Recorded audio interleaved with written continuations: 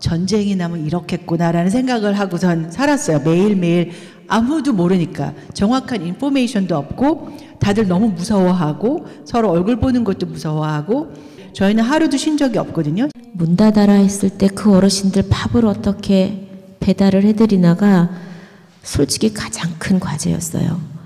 다들 했는데 주방 식구들이 못 나오는 거예요. 그래서 정말 솔직히 저희 디렉터들이 앞치마를 두르고 밥을 만들고 선생님들이 밥을 나르고 그렇게 했던 게 지금도 생각하면 눈물이 나고 내가 사업이 망해서 내 아이한테 내 빚이 갈 것 같아요. 내가 내 생을 여기서 끝내면 아이한테 부담이 덜 갈까요? 이런 이야기들을 듣는 거예요. 저희 직원들이. 저는 이 얘기만 나오면 정말 이렇게 뚜껑이 열려요. 조금.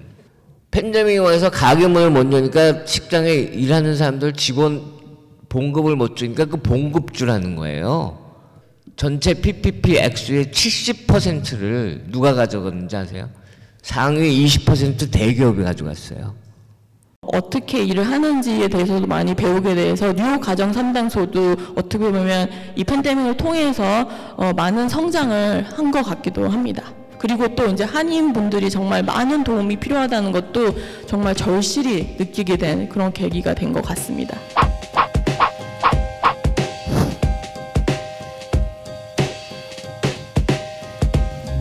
예, 안녕하십니까. 오늘 팬데믹 이후 한인사회 현황과 과제라는 주제로 이야기를 나누게 되었는데요. 오늘 사회를 보게 된 이은정이라고 합니다. 예, 오늘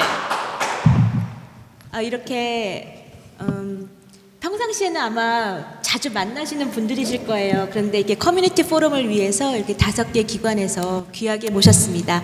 각자 소개를 먼저 부탁드릴 건데요. 이지혜 소장님부터 해주세요. 안녕하세요. 저는 뉴욕 가정상담소 소장으로 있는 이지혜라고 합니다. 반갑습니다. 안녕하세요. 저는 민권센터 김갑송 국장입니다. 반갑습니다. 네, 퀸즈 YWC의 김은경 사무총장입니다. 안녕하세요. KCS 뉴욕 한인봉사센터 김명미 회장입니다. 아시안 아메리칸 연맹의 경제권익국장 김아영입니다. 오늘 귀한 시간 내주셔서 정말 감사드리고요. 벌써 팬데믹이 3년째 돼가고 있습니다. 그래서 많은 시간들을 우리가 어렵게 지내고 있었는데 우리 이민사회에서 이렇게 우리 커뮤니티 기관들이 없었다면 우리 한인 이민자들이 더 많은 시간을 힘들게 보내지 않았을까 그렇게 생각이 듭니다. 그래서 첫 질문을 제가 드리겠는데요. 처음으로 지난 3년이 다 돼가는 그 팬데믹 기간 동안에 각 기관들이 어떤 경험을 했는지 그리고 특별히 그 팬데믹 기간에 집중되었던 서비스는 어떤 것들이 있었는지 좀 이야기를 해주시면 좋겠습니다.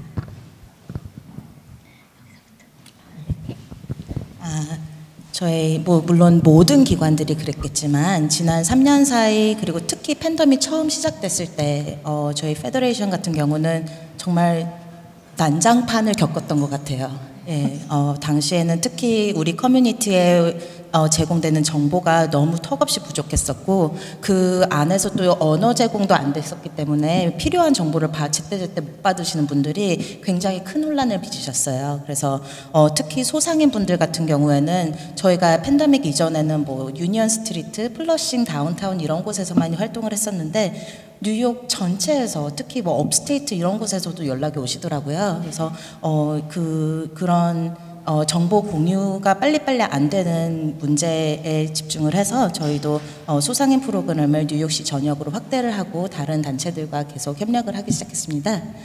그러고 이제 팬데믹 두 번째 해부터는 이제 아시안 혐오에 대한 이슈가 굉장히 크게 불거졌잖아요. 당시에 이제 저희 아시안 아메리칸 페더레이션은 60여 개의 회원 단체들과 같이 일을 하면서 모든 단체들이 이 혐오 문제로 큰 곤란과 트라우마를 겪고 있다는 걸 느꼈기 때문에 Hope Against Hate라는 혐오에 대처하는 희망 캠페인을 열어서 다른 단체들의 지원금도 늘리라고 정책 홍보도 하고 그다음에 공익 홍보 그리고 약간 커뮤니티 이벤트 이런 식으로 새로운 프로그램들을 만들었습니다. 네, KCS 뉴욕 한인봉사센터는 3월에 갑자기 문을 다 닫으라는 통보를 받음과 동시에 패닉이었던 것 같아요. 이 많은 커뮤니티 멤버들을 어떤 서비스로 어떻게 계속해서 보호를 해드리고 서비스를 해드려야 할까 막막했습니다. 막막했는데 밥이더라고요. 밥이 굶어지면 사람은 살아갈 수가 없는데 KCS 그러면 아무래도 노인 프로그램이 가장 뿌리잖아요. 많은 프로그램이 있었는데 처음에 문 닫아라 했을 때 그 어르신들 밥을 어떻게 배달을 해드리나가 솔직히 가장 큰 과제였어요. 닫으려는데 주방 식구들이 못 나오는 거예요. 그래서 정말 솔직히 저희 디렉터들이 앞치마를 두르고 밥을 만들고 선생님들이 밥을 나르고 그렇게 했던 게 지금도 생각하면 눈물이 나고 그게 KCS인 것 같습니다. 그래서 밥을 날라드렸던 거, 문을 닫지 않았던 거, 찾아가서 밥을 드렸을 때 울면서 그 밥을 받아서 드시는 거, 그게 잊혀지지 않고요. 그 서비스는 네버 엔딩인 것 같습니다. 지금도 날라드리고 있고 지금도 울고 웃으면서 부둥켜 안고 있습니다. 팬데믹 동안에 KCS에서 가장 크게 했던 것 중에 하나는 백신 사이트였던 것 같습니다. 저희가 뉴욕시와 이 건물 자체에서 백신 놓아드리는 서비스를 저희가 한 건 아니지만 건물 사용을 하게끔 도와드리면서 한인 커뮤니티뿐만 아니라 이 네이버들, 이웃들도 한인 커뮤니티를 저희가 많이 알린 건 아니었나라는 생각을 했고요. 코비드-19 안 잊혀집니다. 저희가 에이징 프로그램에서 헬스 프로그램을 가지고 있는데 코비드 테스팅 장소이기도 했어요.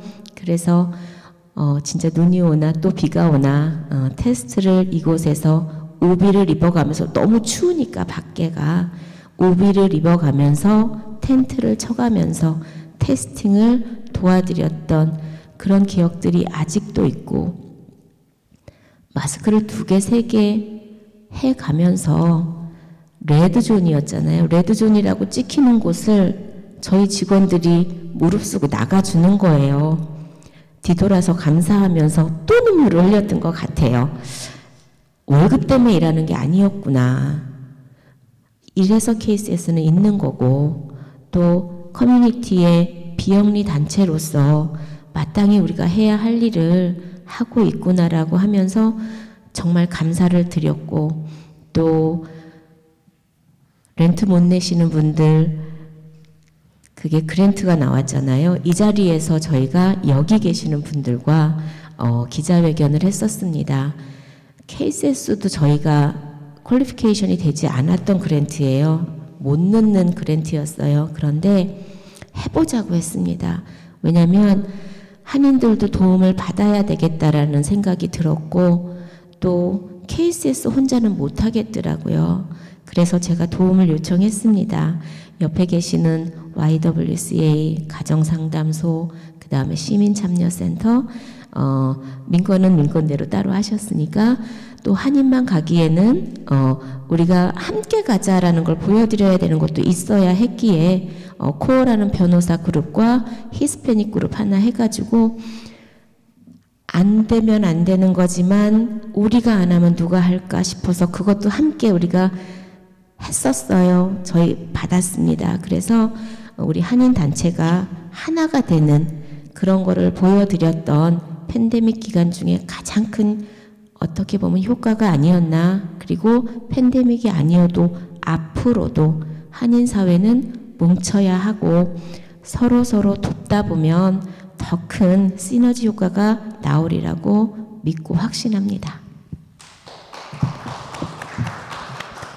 네, 저희 퀸즈 YWCA는요 한 2가지 정도로 이제 크게 압축될 수가 있겠는데 하나는 리모트 서비스를 이제 시작을 했던 거죠. 락다운이 시작이 되면서부터 저희가 수업들이 많이 대면 수업으로 하는 수업들이 굉장히 많았는데 이 모든 수업들을 온라인으로 할 수 있도록 3월에 락다운이 시작이 되었잖아요. 근데 저희가 1월부터 먼저 준비를 하고 있었습니다. 왜냐하면 코비드 때문에 우리에 있는 이제 한인들이나 중국인 그 학생들이 너무나 걱정을 하는 거예요. 대면 수업하는 거에 대해서 코비드로 인해서 무서워서. 그래서 저희들이 미리 준비를 시작을 해서 미리 줌으로 하는 거 교육을 다 시켰고 그리고 선생님들에게도 더 카운트를 다 드렸고 그래서 2월부터는 하이브리드로 이제 시험을 하기 시작을 했습니다. 그리고는 이제 3월에 락다운이 시작이 되고 바로 저희는 그냥 줌으로 시작을 해서 한 번도 수업이 이제 지장이 없이 시작을 할 수가 있어서 100% 그 줌 수업을 시작할 수 있었고요. 오히려 그 전에 겁을 먹고 수업에 오지 못했던 학생들까지 참여함으로 인해서 저희들은 이제 오히려 출석률이 굉장히 높아졌던 그런 타임이었습니다. 또한 이 거리로 인해서 수업을 듣고 싶었던 학생들이 온라인으로 이제 하게 되니까 멀리서도 혹은 타주에서도 이제 이 수업을 하겠다고 해서 들어오시는 학생들도 많아서 저희들은 오히려 그것이 참으로 많은 분들에게 이렇게 저희들의 그 서비스를 함께 할 수 있도록 하는 그러한 계기가 되도록 했던 것이 참으로 감사했습니다. 저희 스태프들이 굉장히 많이 노력하셨고요. 그리고 시니어 프로그램들은 이제 초기에는 이제 스탑을 했다가 어르신들은 많이 힘들어서 저희 직원들이 각자 집에 찾아가서 그 온라인 설치하는 법, 뭐 이렇게 다 깔아드리는 거 이런 것들을 많이 하시고 집 밖에 나가서 이제 집에 들어오기를 꺼려하시는 분들은 문 앞에서 이렇게 해드리고 Y로 오실 수 있는 분들은 오시면 저희들이 이제 컴퓨터나 이런 거 다 깔아드리고 이런 준비를 해서 저희 시니어 그 회원들은 거의 다 이제 이런 온라인으로 하는 법들을 많이 배우셨어요. 그래서 컴퓨터 수업이나 이런 건 정말 잘하시고 뭐 유튜버까지도 하시는 그렇게 많이 늘으셨습니다. 그 다음에 이제 두 번째로는 이제 디렉트 서비스인데 리모트를 못하는 경우에서 이제 디렉트 서비스로 해야 되니까 소셜 서비스 정도에는 그래도 많은 분들이 이제 아웃리치 가고 이제 알려드려야 될 그 리소스들이 있으니까 아까 말씀하셨듯이 그런 레드 존에 그냥 가서 이제 아웃리치를 했었어야 됐습니다. 그런 분들이 계시고 또 하나는 그 푸드 팬트리를 저희가 오픈한 건데요. 저희가 그 전에는 한 달에 한 번 주말에 했었습니다. 그런데 이제 락다운이 되니까 이 건물을 문이 닫다 보니까 건물이 비어지잖아요. 그래서 그 전에는 이제 장소 때문에 주말에밖에 할 수가 없었는데 이제는 주중에라도 할 수 있어서 주중으로 옮기고 그리고 한 달에 한 번 하던 거를 매주 할 수 있도록 그렇게 했습니다. 그래서 바로 락다운이 시작된 3월부터 바로 시작을 했고요. 매주 시작을 하게 되었고 물론 그 3월에는 사람들이 나올 수가 없어서 저희도 마찬가지로 스태프들이 다 나와가지고 매주 그 정말 목숨을 거는구나 이런 생각이 들 정도로 저도 막 위에서부터 밑에까지 그냥 홀 수트를 다 입고 마스크하고 얼굴하고 막 뭐 장화까지 신고 막 그렇게 했던 기억이 납니다. 그렇게 하면서 저희들이 그 도울 수 있다는 게 정말 너무나도 감사했고 또 그러면서 이제 원하시는 분들이 많아져서 저희들이 이틀에 나눠서 또 하루는 에이전시들을 위해서 한 15단체들에게 저희 한인 단체들 중에 이제 쉘터라든가 교회라든가 좀 힘드신 그 에이전트들이 오셔서 이제 자기네 그 멤버들을 위해서 받아가셨어요. 그리고 수요일에는 개인으로 해가지고 이제 저희 그 일을 할 수 있게 되었습니다. 그래서 매달 한 300여 가정에게 나누었던 것이 약 2,000여 가정에게 나눌 수 있게 되었던 것이 저희들의 또 하나고 그 디렉트 서비스 하면서 시작했던 거는 사랑의 나눔 박스였습니다. 그래서 푸드 팬트리에 오지 못하시는 어르신들이 너무 많아서 밖에 나가지도 못하고 가족들도 못 나가게 하니까 근데 이분들은 너무 힘들고 음식은 필요하고 그래서 저희가 만든 것이 사랑의 나눔 박스여서 한 달에 한 번씩 그 dry goods 그래서 쌀이랑 뭐 라면 뭐 당면 뭐 이런 식으로 한인들이 좋아하시는 그런 물품들을 이렇게 상자에 담아서 저희들이 집으로 배달하기 시작했습니다. 그래서 그거는 한 2개월 후부터 2005년부터 5월부터 시작을 해서 지금까지 매달 아직도 하고 있습니다. 약 3,000개의 그 상자가 지금까지 나누어진 것이라고 말씀드리고 이렇게 두 가지로 저희는 이제 대처했다고 말씀드릴 수 있겠습니다.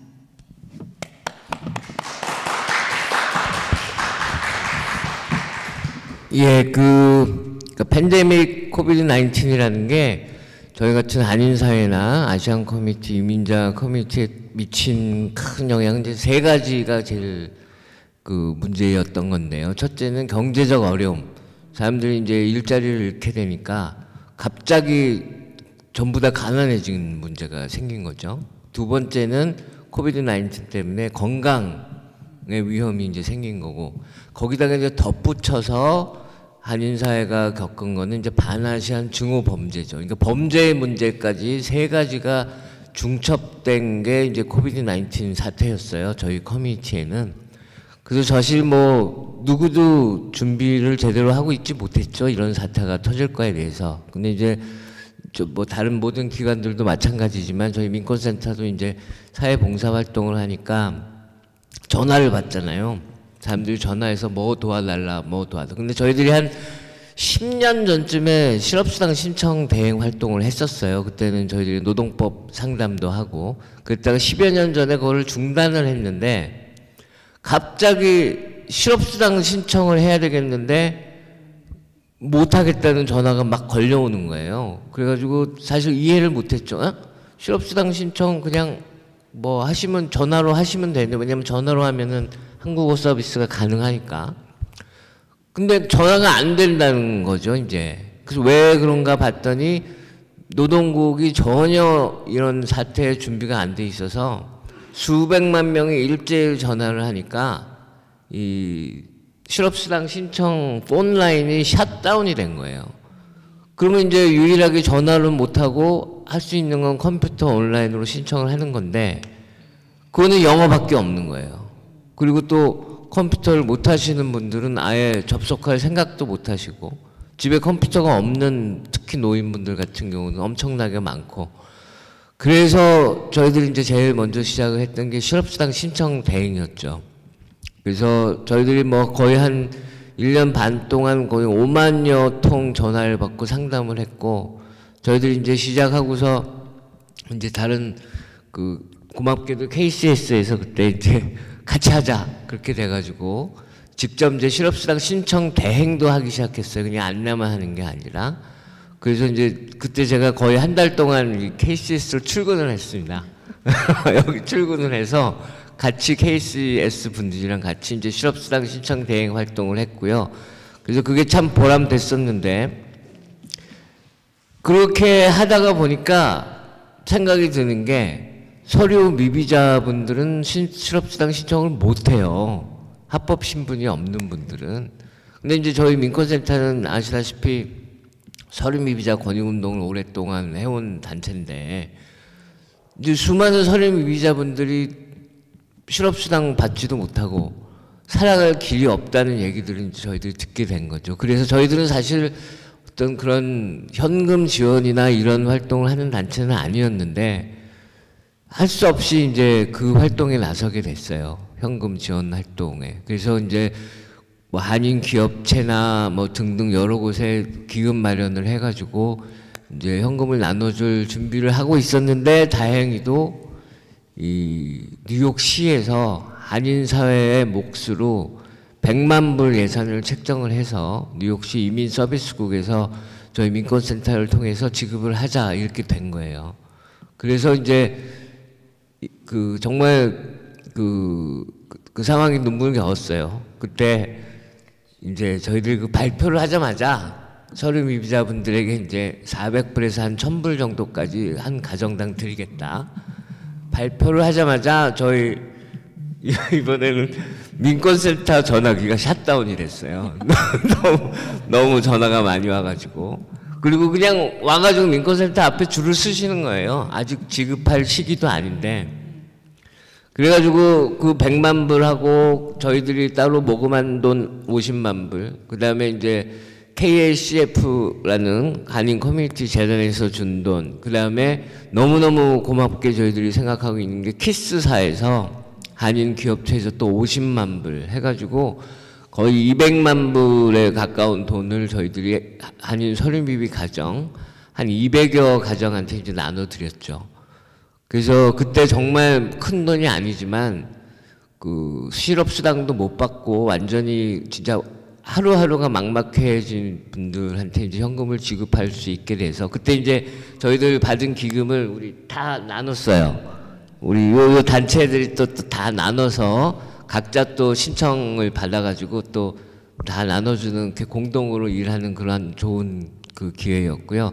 그 다음에 이제 이거 가지고는 도저히 안 된다. 서른 미비자들이 살 길이 없다. 왜냐하면 이제 보통 그냥 합법 체류자들 같은 경우 실업수당을 받으면은 많이 받는 경우에 1년에 한 3만 불 정도까지 받아요. 그러면 그래도 최소한의 생활을 할 수 있는 그게 되는데 이거 1,000불 한 번 받아가지고 어떻게 살아갈 수가 있어? 살아갈 길이 없죠. 그래서 이제 이거는 저희들이 정말 이 라틴계 커뮤니티에 고맙게 생각해야 되는데 이분들이 단식 투쟁을 했어요. 그래서 뉴욕주 서류 미비자들한테도 실업수당을 달라. 그래가지고 그게 통과가 됐어요. 그래서 이제 뉴욕주에서 실업수당을 서류 미비자들에게도 주겠다. 그래서 한 15,000불 정도 수준으로, 그러니까 합법 신분자들이 받는 게 절반 정도 수준이었던 거죠. 근데 이제 좋았던 게 그걸 일시불로 카드로 주는 거예요. 그러니까 크게 도움이 되는 거잖아요. 그래서 이제 그거 이제 신청 대행하는 또 활동하고 아까 말씀하셨던 이제 렌트 지원 활동 저희들은 이제 너무 일찍 신청을 하는 바람에 같이 못하고 저희들은 카톨릭 구호기구랑 같이 했는데 그거를 그 렌트 지원 이제 활동하고 그다음에 이제 이 렌트 지원 활동도 또 스토리가 있어요. 처음에 첫 1년은 서른 미비자한테 또 안 줬어요. 합법 신분자들한테만 줬어요. 근데 이건 또 부당하다. 뭐 서른 미비자는 렌트 안 내냐. 렌트 내면서 다 살았는데 지금 렌트 못 낼 지경이 됐는데 그래서 두 번째 해에는 또 서른 미비자도 또 포함이 됐어요. 그래서 이런 등등 활동으로 아마 민코센터에서 직접 기금 마련해서 지급한 거 그다음에 정부 신청 대행해서 지급한 거 등 해서 저희들 계산해 보니까 한 650만 불 정도 그 한인사회에 이제 지급이 됐고요. 그 다음에 이제 두 번째는 건강 문제. 저희들은 또 이 건강은 사실 이 다른 기관들에 비해서 별 활동이 없던 기관이었는데 이제 또 전화가 막 오는 거예요. 또 뭐냐? 백신을 맞아야 되는데 예약을 어떻게 해야 되는지 모르겠다. 어딜 가야 되는지 모르겠다. 그래서 이제 그것도 또 저희들이 긴급하게 백신 예약 이제 대행 활동하고 등등 이런 걸로 해서 거의 뭐 한 10만여 명 분들이랑 저희들이 소통을 한 것 같아요. 이 팬데믹 기간 중에. 그리고 마지막으로 이제 증오범죄 문제 마찬가지로 이제 심각성을 느끼고 저희들은 이제 어떤 방법을 택했냐면 이 플러싱 커뮤니티에 집중을 하자. 그래서 플러싱 커뮤니티를 헤이트 프리 존으로 만들자. 증오범죄 방지 구역으로 만들자. 그렇게 해서 한 500여 업소를 저희들이 찾아다니면서 거기다가 신고하는 포스터 붙이고 대처하는 방법 이제 안내 전단 뿌리고 그리고 이제 실질적으로 또 증오범죄 당하신 분들도 저희들이 한 3분 정도 이제 모금도 해드리고 뭐 병원 문제도 해결해드리고 등등 한 3분 정도는 직접적으로 저희들이 도움을 드렸고요. 그래서 그런 활동을 하다 보니까 그냥 2년이 후딱 지나갔습니다. 예. 근데 하여튼 참 너무 보람된 일이었고요. 그리고 커뮤니티가 저희들과 같은 그런 사회 봉사기관의 필요성을 정말로 절실하게 느꼈던 그런 시기라고 생각해서 저희들을 바라보는 커뮤니티의 눈이 상당히 달라졌다고 생각합니다. 이 기간을 거쳐서. 네. 네, 저희 뉴욕 가정상담소는 성폭력, 가정폭력, 그리고 아동폭력을 도와드리는 기관입니다. 그래서 팬데믹 그 4월 20일로 알고 있는데 그때 이제 그 언퍼스가 시작이 됐는데요. 근데 그 4월부터 저희 서비스 중에 하나인 24시간 핫라인이 한 3배 가량 확 갑자기 는 그렇게 됐는데 계속 그런 식으로 지속이 지금 돼 오고 있습니다. 그래서 그 뜻은 그만큼 많은 분들이 가정폭력에서 시달리시다가 이 같이 팬데믹 때문에 있게 되다 보니까 그 폭력의 수도 늘고 그리고 또 아동한테 또 폭력이 가해지고 여러 가지 가정 폭력 이런 부부의 폭력 그런 것들이 아닌 가정 안에서 일어나는 폭력들이 너무 많이 늘어나게 된 현상을 저희가 보게 되었고요.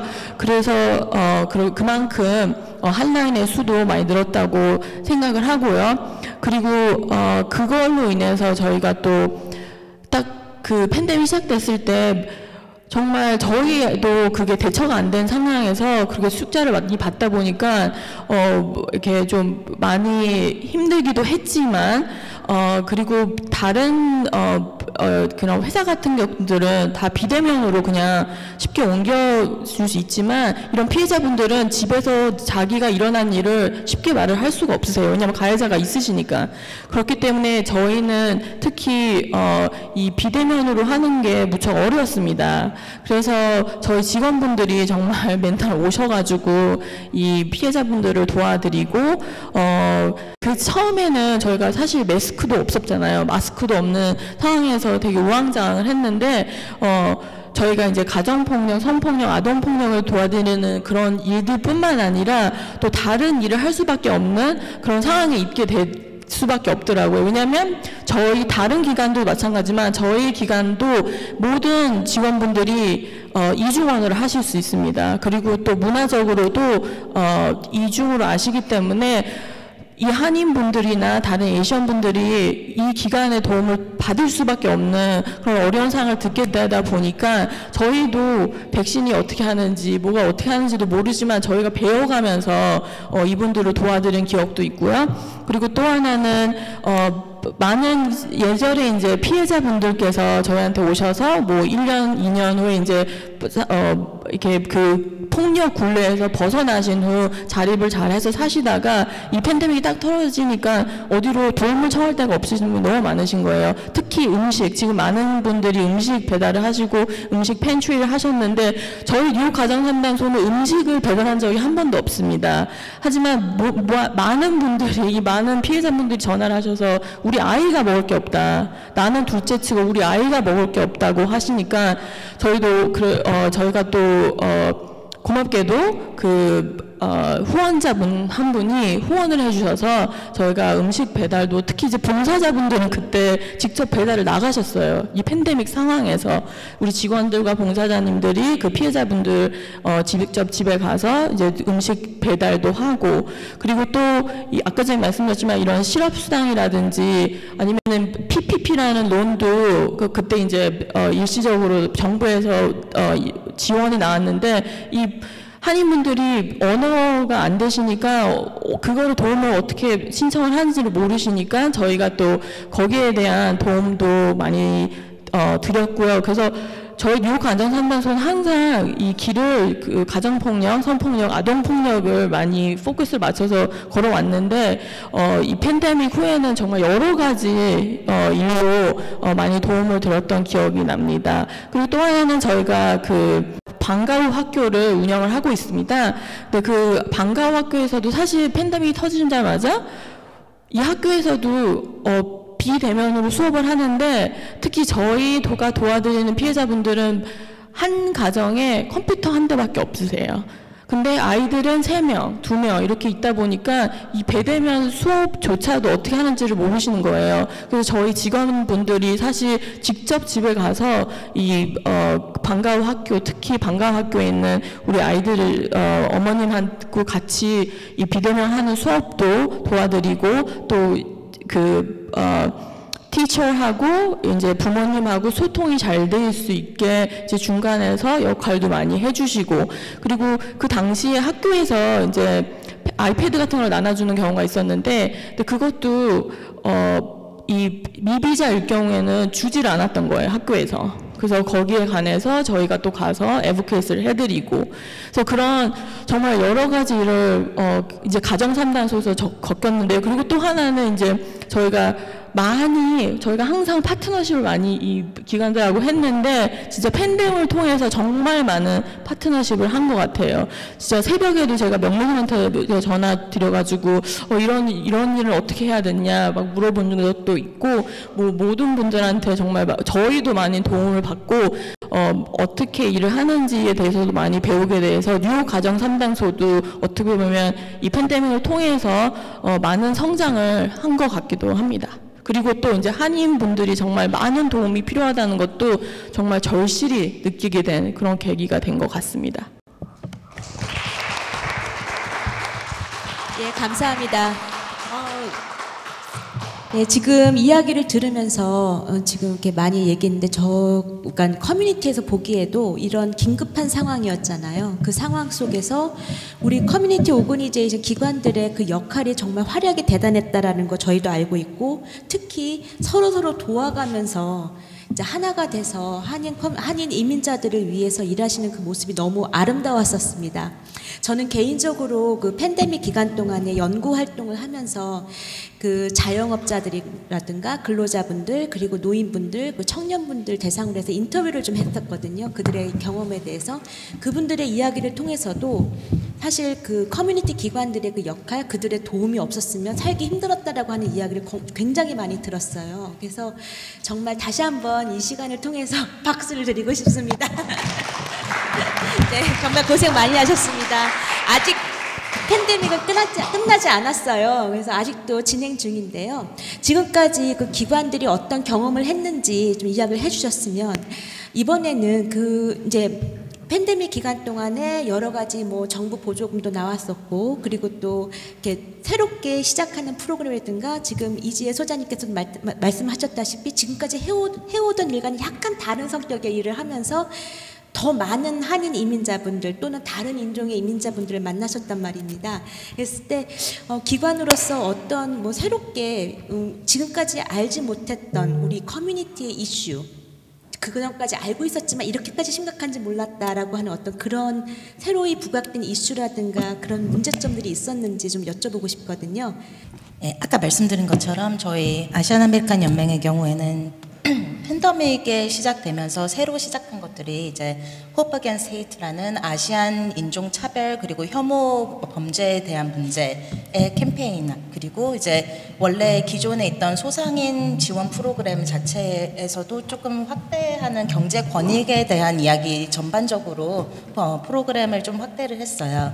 그래서 아시안 헤이트 같은 경우에는 저희가 시작한 Hope Against Hate, 혐오에 대처하는 희망 캠페인 같은 경우에는 사실 혐오라는 문제는 미국 사회 그리고 미국 히스토리 자체에 굉장히 깊이 뿌리 박혀 있는 일이지만서도 특히 이민자들한테는 굉장히 무섭고 어려운 토픽이에요.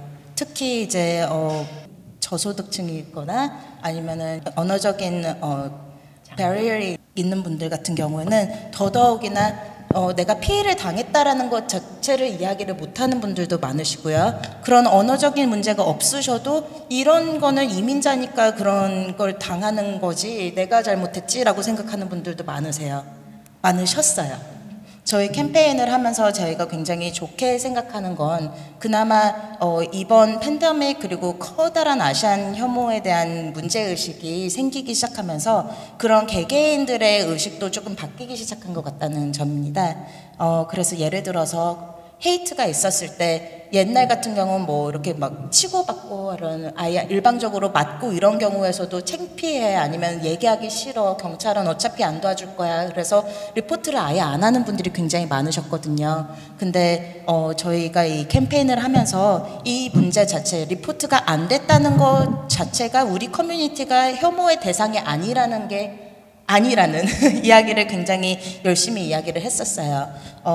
그래서 이제 커뮤니티 자체에서도 개인들이 이제 헤이트 기준이 뭔지, 커다란 이렇게 신체적인 피해를 입지 않으셨어도 차별을 받았거나 아니면은 조금이라도 신변의 위협을 받았거나 했을 때 목소리를 내야 된다는 점에 굉장히 크게 부각을 했고요. 그러한 과정에서 이제 집회라든지 랠리 할 때 이제 다른 커뮤니티 단체들과 함께 이런 로비ing 액션을 많이 했습니다. 그래서 이런 액션들을 통해서 나름 민간 그리고 정부 쪽에서 보조금 프로그램 이런 거를 많이 확보를 했어요. 그래서 저희랑 같이 일하는 다른 기관들, 여기 계신 모든 분들을 포함한 페더레이션 회원 단체들하고 같이 이제 호프 겐 스케이트 프로그램을 시작을 했고요. 저희 프로그램의 주요 이슈는 우리 개개인들이 더 잘 알고 대처를 할 수 있도록, 만약에 유사시에는 내가 어떻게 내 신변을 보호해야 되는지, 그리고 만약에 다른 사람이 내 앞에서 이렇게 혐오 범죄에 노출됐을 경우에 나는 내 자신을 위험에 처하지 않으면서도 어떤 도움을 줄 수 있는지, 이런 개인에 대한 트레이닝을 많이 했고요. 그다음에 여기 계시는 가정상담소 YWCA, KCS 모든 분들이 우리 커뮤니티, 한인 커뮤니티, 아시안 커뮤니티에서 많이 돌아다니면서 이런 홍보 활동, 그리고 책자 나눠드리는 그런 일들도 많이 하셨죠. 결국은 이 팬데믹이 끝났다고 해서 아시안 헤이트가 끝나는 건 절대 아니잖아요. 앞으로 더 많이 이런 일들이 벌어질 거라고 생각을 하고요. 그렇기 때문에 지금 우리가 안심하기에는 너무나도 이른 시기라고 생각을 합니다. 앞으로 저희의 방향성은 조금, 지금까지는 아시안 혐오, 지금 너무 급박한 이 문제에 집중을 했다면 이 다음 호프 겐스 헤이트 2.0 버전은 아시안뿐만 아니라 모든 인종, 타 민족 분들과도 다 같이 유대관계를 형성해서 우리 전체가 그냥 인간 대 인간으로서 혐오와 차별 없이, 편견 없이 같이 어떻게 평화롭게 살 수 있을까에 대한 고민을 하는 것으로 방향을 잡고 있습니다. 소상인 프로그램에 대해서 간단하게 말씀드리면요, 아까 말씀드렸던 것처럼 팬데믹 초기, 지금도 그래요. 사실 지원금 프로그램에 대해서 듣고 연락을 하시는 분도 굉장히 많으시고, 그런 좋은 소식이라고 미디어에서 계속 지원금이 생겼다라고 얘기는 나오는데, 사실 정말 따져보면 우리 커뮤니티에서 정말로 지원금이 필요한 거를 받으신 분들이 얼마 안 되세요.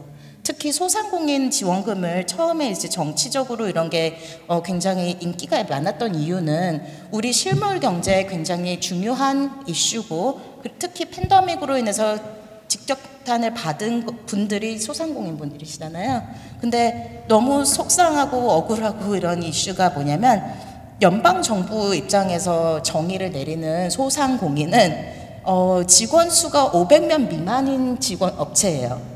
그리고 1년 레베뉴가 100만 달러 이하인 업체. 그러니까 우리가 평상시에 생각하는 한인 업체들, 뭐 식당이라든지 이런 분들은 거기 끼지도 못하시는 거예요. 왜냐하면 행정적, 구조적으로 이런 신청하는 절차가 너무 힘들고 증빙 서류도 너무 많고 해서요. 근데 그런 이슈들에 대해서는 아직도 계속 정부에 이야기를 하고 있죠. 조금 더 우리한테 실질적으로 맞는 프로그램을 만들어야 되고, 그렇지 못한 경우는 사실 지원금 프로그램이 많이 생겼다라고 어나운스하는 것 자체가 약간 그걸 못 받을 거라고 이미 알고 계신 분들한테는 농락당하는 느낌밖에 안 난다는 거, 사실 이번 선거에서도 굉장히 많이 느낀 것 같아요. 여러분들이 아시안 인구 커뮤니티에서 원래 이렇게 당연하게 우리를 지원할 거라고 생각했던, 우리를 뽑을 거라고 생각했던 그 표가 이탈이 많이 있었어요. 왜? 실질적인 지원이 우리한테 안 왔기 때문에. 소문 들리는 거는 굉장히 많고 되게 좋다고 얘기를 많이 듣는데 나한테는 아무런 것도 없기 때문에 그런 부분에서 앞으로 우리가 경제 재건을 하는 과정에서 우리 커뮤니티가 더 이상은 이렇게 아이솔레이트 되지 않도록 노력을 해야 될 것 같습니다.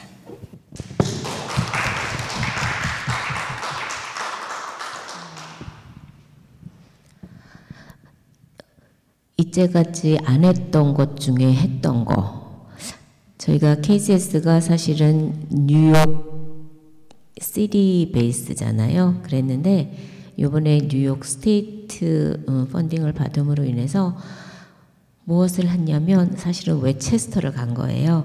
웨체스터 그러면 우리는 선입견이 항상 있어요. 뉴저지 어디 그러면 거기 잘 사는 데야. 웨체스터 어디 다 잘 사는 데야. 롱아일랜드 그러면 다 잘 사는 데야. 아니거든요. 사실은 헤이크라임 말씀하셨지만 처음에 헤이크라임 터진 우리 한인분도 웨체스터였었어요. 거기에서 목소리도 들리는 거예요. 어디에 전화를 해야 되는데 웨체스터 나 여기 살거든. 경계선이야. 나는 밥 배달이 안 되나? 나는 헤이크라임 당했어도 나는 그러면 어떤 도움을 받을 수 있는 거야. 이렇게 연락이 오는 거예요. 그래서 사실은 옆에 계시지만 자화자찬 같아 다. AAF에 제가 이런 일들을 실질적인 에비던스를 가지고 미팅을 좀 해봤습니다.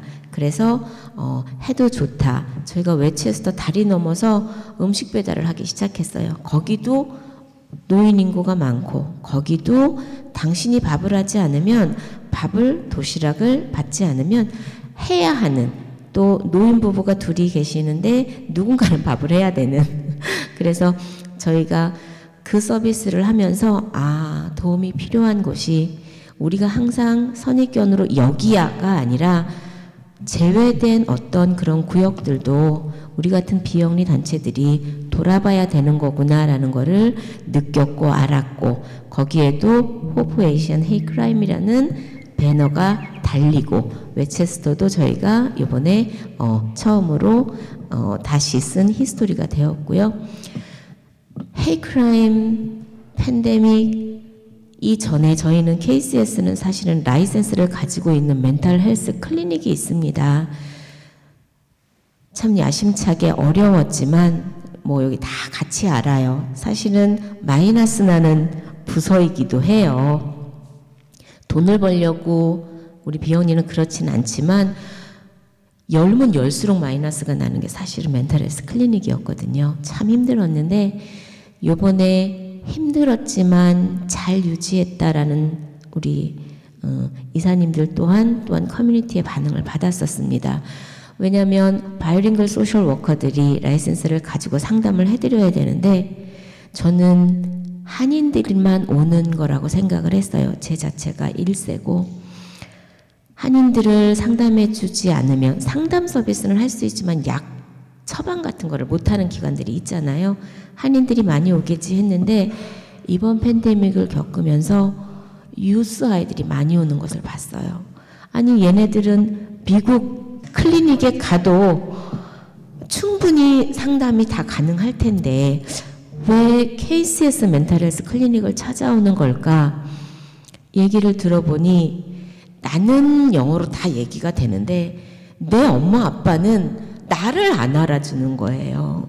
대화가 안 되는 거예요. 우리 한인들이 쓰는 말들을 이 아이들은 많이 같은 느낌을 가지고 계신데 어느 한계까지는 아이들하고 대화가 돼요. 그런데 저 깊숙이 들어가면 아이들이 문을 닫아요. 근본적인 나의 정말 힘듦.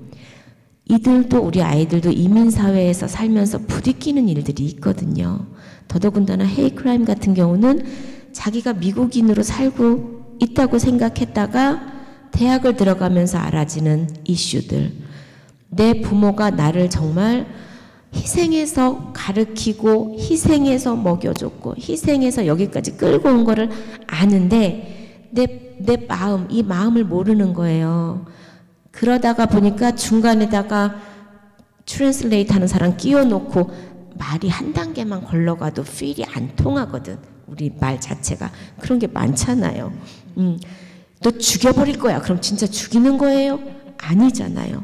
그러니까는 이 아이들이 이 문화적으로 받았던 그 충격들을 어디에다가 노크를 해야 될지 모를 때 저희 KCS 멘탈 헬스 클리닉이 있었던 것 같고, 특히 바이링글 하시는 상담사분들이 양쪽을 다 커버하면서 한인의 문화와 미국의 문화를 듣고 중간 역할을 해주는 그거를 느꼈을 때 잘 유지했고 정신을 만져주는 일은 KCS는 끝까지 우리가 해내야 하는 서비스다라는 거를 다시 한번 느꼈습니다. 제가 해야 되나? 저희는 그냥 뭐라고 해야 되죠? 우리의 분량에 맞게 일하면 된다라고 생각을 했었고 지금도 그렇게 생각을 하고 있습니다. 그래서 예를 들어서 이렇게 저희가 보조금을 받게 되면 거기에 대해서 최대한으로 저희들이 할 수 있는 역량만큼 하고, 어디에 펀드가 있다고 해서 막 쫓아가거나 그러지는 않았어요. 저희들이 할 수 없을 거라고 생각을 했으면. 그래서 저희는 정말 감사하게 일을 해왔고요.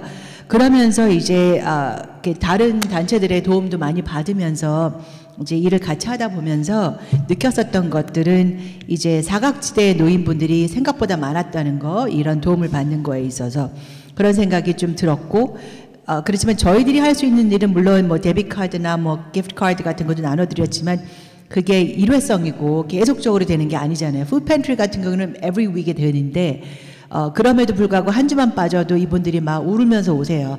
우리 일주일 동안 애들이 다 굶는다고.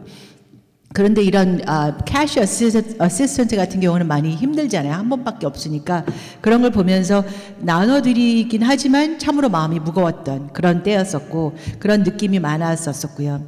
또 이런 일들을 보면서 저희가 이제 우리 한인 사회뿐만이 아니라 이 아시안 사회의 이제 문제점이라고 한다면, 제가 이렇게 느꼈었던 거는 보상을 많이 못 받는 걸 보면서 우리 문화 가운데 세금 보고를 제대로 하지 않아 가지고 보상을 제대로 많이 못 받았던 그런 경우를 참 많이 받게 돼서, 그럴 때에 이제 많이 이제 좀 힘들었었다신 분들도 봤고, 또 그다음에 이제 저희 소사이티 자체에 대해서 이런 이머전시가 생겼거나 이런 팬데믹이나 같은 이런 위험한 일이 생겼을 때 우리가 물론 우리 집에서도 물론이지만 우리 커뮤니티 자체에서 이 플랜 B에 대한 생각이 너무 없다라는 생각을 좀 했었습니다. 그래서 각자가 지금 우리의 그 각자 단체가 있지만 우리가 어떻게 살아야 되지? 우리가 solve하고 있는 사람만들이라도 어떻게 커버하면서 이분들을 solve할 수 있을까? 이런 데 많이 힘을 쏟다 보니 각자 너무 열심히 바빴지만 사실상 같이 모여서 어떤 이 한인 커뮤니티 자체를 어떻게 나가야 되는지, 이것이 안 될 때는 그 다음에 어떤 플랜을 세워야 되는지, 이런 거에 대한 사전 그런 플랜이 없었다는 것들을 이제 또 느끼게 되었고, 그리고 이제 도움이 아까도 말씀하셨지만 너무나 많은 것들이 나왔지만 이게 리소스가 너무 없는 거예요.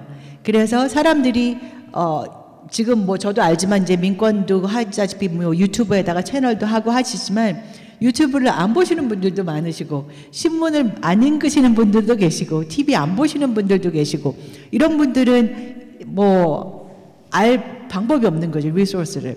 그러니까는 뭐 가뜩이나 뭐 교회나 아니면은 속해 있는 어떤 종교 집단에서라도 좀 알려줄 수 있는데, 팬데믹 때는 그것도 락다운이 돼서 그것도 알 수도 없었고, 그러다 보니 그냥 그런 자기의 그런 친교 집단이 없는 사람들은 그냥 집에서만 이제 갇혀 있게 된 그런 상황들을 많이 보면서 이런 부분들에 대한 어떤 플랜을 우리가 커뮤니티 와이즈로 좀 잡아야 되지 않는가, 이런 생각을 좀 해봤습니다.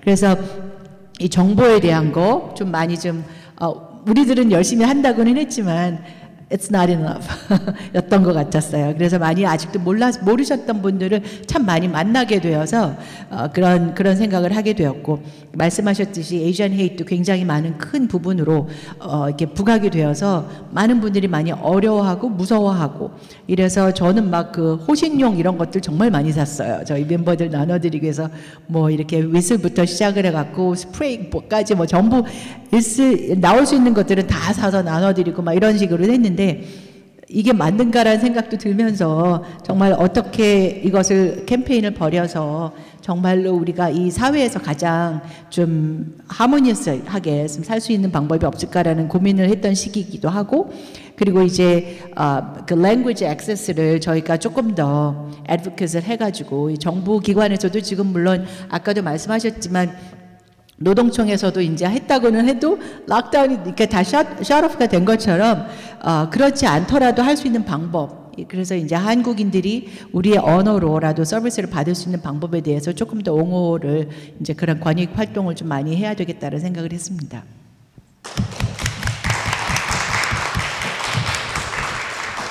그 팬데믹 이후에 민권센터가 새로 시작한 운동은 이제 빈곤 퇴치 운동입니다. 그러니까 이유가 있는데요. 물론 플러싱에 그렇게 많은 가난한 분들이 언어가 안 되고 컴퓨터 사용을 못 하시는 분들이 있는지도 몰랐지만, 저희들 실제 피부로 느끼지 못했었지만 팬데믹이 끝난 후에 문제는 더 심각해졌어요. 지금 플러싱 같은 경우는 플러싱을 이제 이민자 커뮤니티라고 볼 수 있잖아요. 저희들이 지금 플러싱의 여러 단체들이랑 같이 이제 플러싱 빈곤 척결 캠페인 펼치고 있는데, 저희들이 조사를 실제로 했더니 뉴욕시 다른 지역에 비해서 팬데믹 이후에 플러싱 커뮤니티는 28배 이상 더 가난해졌어요. 다른 커뮤니티에 비해서. 그 10명 중에 9명이 일을 하는데 4명 중에 1명은 가난해요. 빈곤선 밑에 살아가고 있어요. 그리고 건강보험이 뉴욕시에서 없는 사람이 가장 4분의 1이 없어요. 건강보험이. 그런 빈곤 문제가 훨씬 더 심각해졌어요. 이유는 굉장히 간단한 문제예요. 뭐 간단하다고 얘기하면 좀 그렇기도 하겠지만, 렌트로 자기 수입의 50% 이상을 내는 사람이 절반 이상이에요. 그러니까 돈을 얼마만큼 벌어도 그 렌트로 다 빠져나가는 거예요. 그러면 쉽게 사람들이 생각할 때, 그러면 이사 가면 되는 거 아니냐? 가난한, 렌트가 더 낮은 곳으로. 이사 갈 비용이 없어요. 그 하루 벌어 하루 사시는 분들이기 때문에. 그리고 렌트는 왜 그렇게 올라가느냐? 과다한 개발 때문이에요. 과다한 개발. 그 지역은 비싼 콘도를 짓고 비싼 개발 사업을 하고 그러면서 돈이 많으신 분들은 그걸로 돈을 벌겠지만, 그걸로 인해서 커뮤니티의 렌트는 폭등하고, 특히나 독거 노인들 같은 분들은 렌트 내느라 호덕이기 때문에 가난해지는 거예요. 그게 또 한 가지 중첩된 문제는 뭐냐? 저소득층은 다른 뉴욕시 어느 커뮤니티보다도 더 많은데, 거의 4분의 1이 저소득층인데, 푸드 스탬프 같은 복지 혜택을 받는 비율은 10%가 정도밖에 안 돼요. 그 뉴욕시 평균의 절반밖에 안 돼요. 그 이유는 뭐냐? 신분이 없어서요. 서류 미비이기 때문에. 이 두 가지 문제가 중첩돼서 지금 플러싱에서 나타나고 있기 때문에, 저희들은 이제 빈곤 퇴치 운동에 이제 나서기로 해가지고, 또 한 가지 문제가 생긴 게, 이제 이 YWC에서 꾸준히 그런 식료품 지원 활동을 해주시고 있는데, 사실 플러싱 다운타운에서 제일 큰, 거의 일주일에 2,000여 분에게 식량을 나눠주던 기관이 문을 닫았어요, 올해. 그러니까 순식간에 일주일에 2,000여 분이 식량을 받을 곳이 없어진 거예요. 그래서 이제 저희들이 그 다른 플러싱 지역 단체들과 같이 이제 플러싱 식량 지원 협의회라는 걸 만들어서 지금 이제 일주일에 한 번씩 300여 분, 350여 분에게 이제 식량 지원을 하고 있는데, 이건 물론 이제 우리 김 총장님 말씀하신 것처럼 지금 당장은 음식을 주는 거지만 이거는 일회성이에요. 근본적인 문제 해결을 찾아야 되는 거죠. 그래서 이제 저희들이 빈곤 퇴치 운동이라는 거 이제 나서게 되는데, 이거는 많은 부분이 정치적인 문제이기도 해요. 이 커뮤니티, 플러싱 커뮤니티 같은 곳에 있는 정치인들이 그런 대형 부유층 개발업자들을 지지하고 그 사람들의 사업을 지지하고, 그렇게 하면 할수록 플러싱의 홈리스는 늘어나고 식량난은 더 늘어나고 렌트 지옥은 더 심해지는 거예요. 그래서 그런 정치인들과의 관계에서 우리 커뮤니티가 그런 과다한 개발을 지지하지 말라라고 요구하고, 그런 근본적인 해결책을, 렌트 폭등을 막는 해결책을 만드는 것이 플러싱 지역에 있어서만은 진정한 그게 빈곤 퇴치 운동이 되는 거고요. 그러면 이제 아까 PPP 얘기를 하셨는데, 저는 이 얘기만 나오면 정말 이렇게 뚜껑이 열려요, 조금. 왜냐? 이게 PPP라는 게 뭐예요? 급여 보호 프로그램이에요. 급여 보호 프로그램. 급여 보호 프로그램이라는 건 뭐냐면은, 팬데믹이 와서 가게문을 못 여니까 식당에 일하는 사람들 직원 봉급을 못 주니까 그 봉급주라는 거예요. PPP라는 게 애초에. 근데 나중에 이거 MIT에서 다 나중에 실태 조사를 했어요. 봉급으로 나간 건 30%밖에 안 돼요. 70%를 어떻게 허용을 했느냐? 이 법을 중간에 한번 바꿨거든요. 더 완화를 했어요. 그래가지고 뭐 유틸리티 내라, 렌트 내라, 뭐 재료비 써라. 오케이. 거기까지 좋다 이거. 왜냐면 영세업체들 그런 거 필요하니까. 근데 문제는 전체 PPP 액수의 70%를 누가 가져갔는지 아세요? 상위 20% 대기업이 가져갔어요. 그래서 못 받은 거예요, 우리는. 그래서. 그리고 실제로 저희들도 이제 초기에 PPP 상담을 하다가 나중에 진짜 뚜껑이 열려서 스탑했어요, 저희는. 도저히 이건 할 수가 없다. 왜냐? 신청해서 한인 소상인들 같은 경우는 3,000불, 4,000불 받은 분들 허다해요. 그거 뭐 한 달이면 끝이에요, 한 달이면. 이거는 이 근본적인 미국 금융 시스템의 문제이기도 해요. 가난한 사람들한테 지원을 더 많이 하는 게 아니라 부자들한테 항상 지원을 더 많이 해요. 왜? 아시잖아요. 신용이 좋다고. 신용이 좋다고. 나가는 액수도 더 크고. 그러니까 이거는 이런 여러 가지 문제 때문에 미국 사회의 빈부격차는 팬데믹 이후 극대화됐어요, 지금. 극대화. 그래서 아까 저희들끼리 우리 이런 얘기 해도 되는지 모르겠다 뭐 그런 얘기도 했는데 사회운동 하는 분들이 지금 10년 안에 미국에는 폭동 온다. 식량난 때문에, 빈부격차 때문에 1960년대 말에 미국에서 40개 주에서 폭동이 일어났었거든요. 그런 사태가 또 벌어지지 않으려는 법이 없어요. 그렇기 때문에 빈곤 퇴치 운동이 굉장히 중요하고, 그 다음에 이제 끝으로 이 인종 증오 범죄와 빈곤 문제가 완전히 연결되어 있다는 걸 저희들은 여실히 느꼈어요. 이번 활동을 통해서. 이 퀸즈 쪽에서 맨하탄 쪽 말고, 맨하탄에서 이제 그 칼에 찔려서 숨진 한인 여성분도 있었지만, 퀸즈 쪽에서는 3번의 아주 그 눈에 띄는 그런 인종 증오 범죄가 있었죠. 하나가 이제 아까 말씀하신 웨스체스터. 저희도 그분 웨스체스터 가서 만났어요. 왜냐면 그 사건이 조금 초기에 일어나가지고 굉장히 그 충격을 줬던 사건이었거든요. 가서 만났는데 증오 범죄 도움보다는 그분의 빈곤 문제를 해결해 드리는데 더 노력을 했어요, 저희가. 가난하신 분이셨어요. 그래서 생필품 좀 도와달라 이런 얘기를 더 많이 들었어요. 그리고 두 번째가 플러싱에서 일어난 칼부림 사건. 그분도 이제 저희가 집에 가서 직접 만났어요. 그분은 홈리스예요. 그분은 홈리스, 남자분. 그래서 이제 저희들이 모금 운동도 해드리고 이제 그렇게 해드렸고, 세 번째는 그 굉장히 유명했던 사건이죠. 피자 가게 주인들이 용감하게 나서서 이 한인 할머니 잔인 노인 장은희 씨가 등에 칼을 찔렸는데 그 사람들을 추격해가지고 잡아갔잖아요. 그래서 저희들 그분도 가서 만났어요. 그분이 이제 채널 7에서 인터뷰하고 싶다 그래서. 근데 그분이 이제 저희 민권센터에 도움을 받는 분이셨어요, 본래가. 그래서 이제 저희 민권센터에서 채널 7 와서 저희들 통역해드리면서 이제 인종증오범죄의 심각성을 알려야 되니까 인터뷰도 이제 해드리고 그랬는데, 그분 마찬가지. 등에 칼을 찔리고 그 다음날 출근하셨어요. 홈케어 하시는 분인데. 아니, 등에 칼을 찔리시고 병원 가서 꼬매는데 왜 출근을 하셨냐? 난 먹고 살아야 된다. 이게 이 증오범죄 문제와 빈곤 문제는 다 연결이 돼 있어요.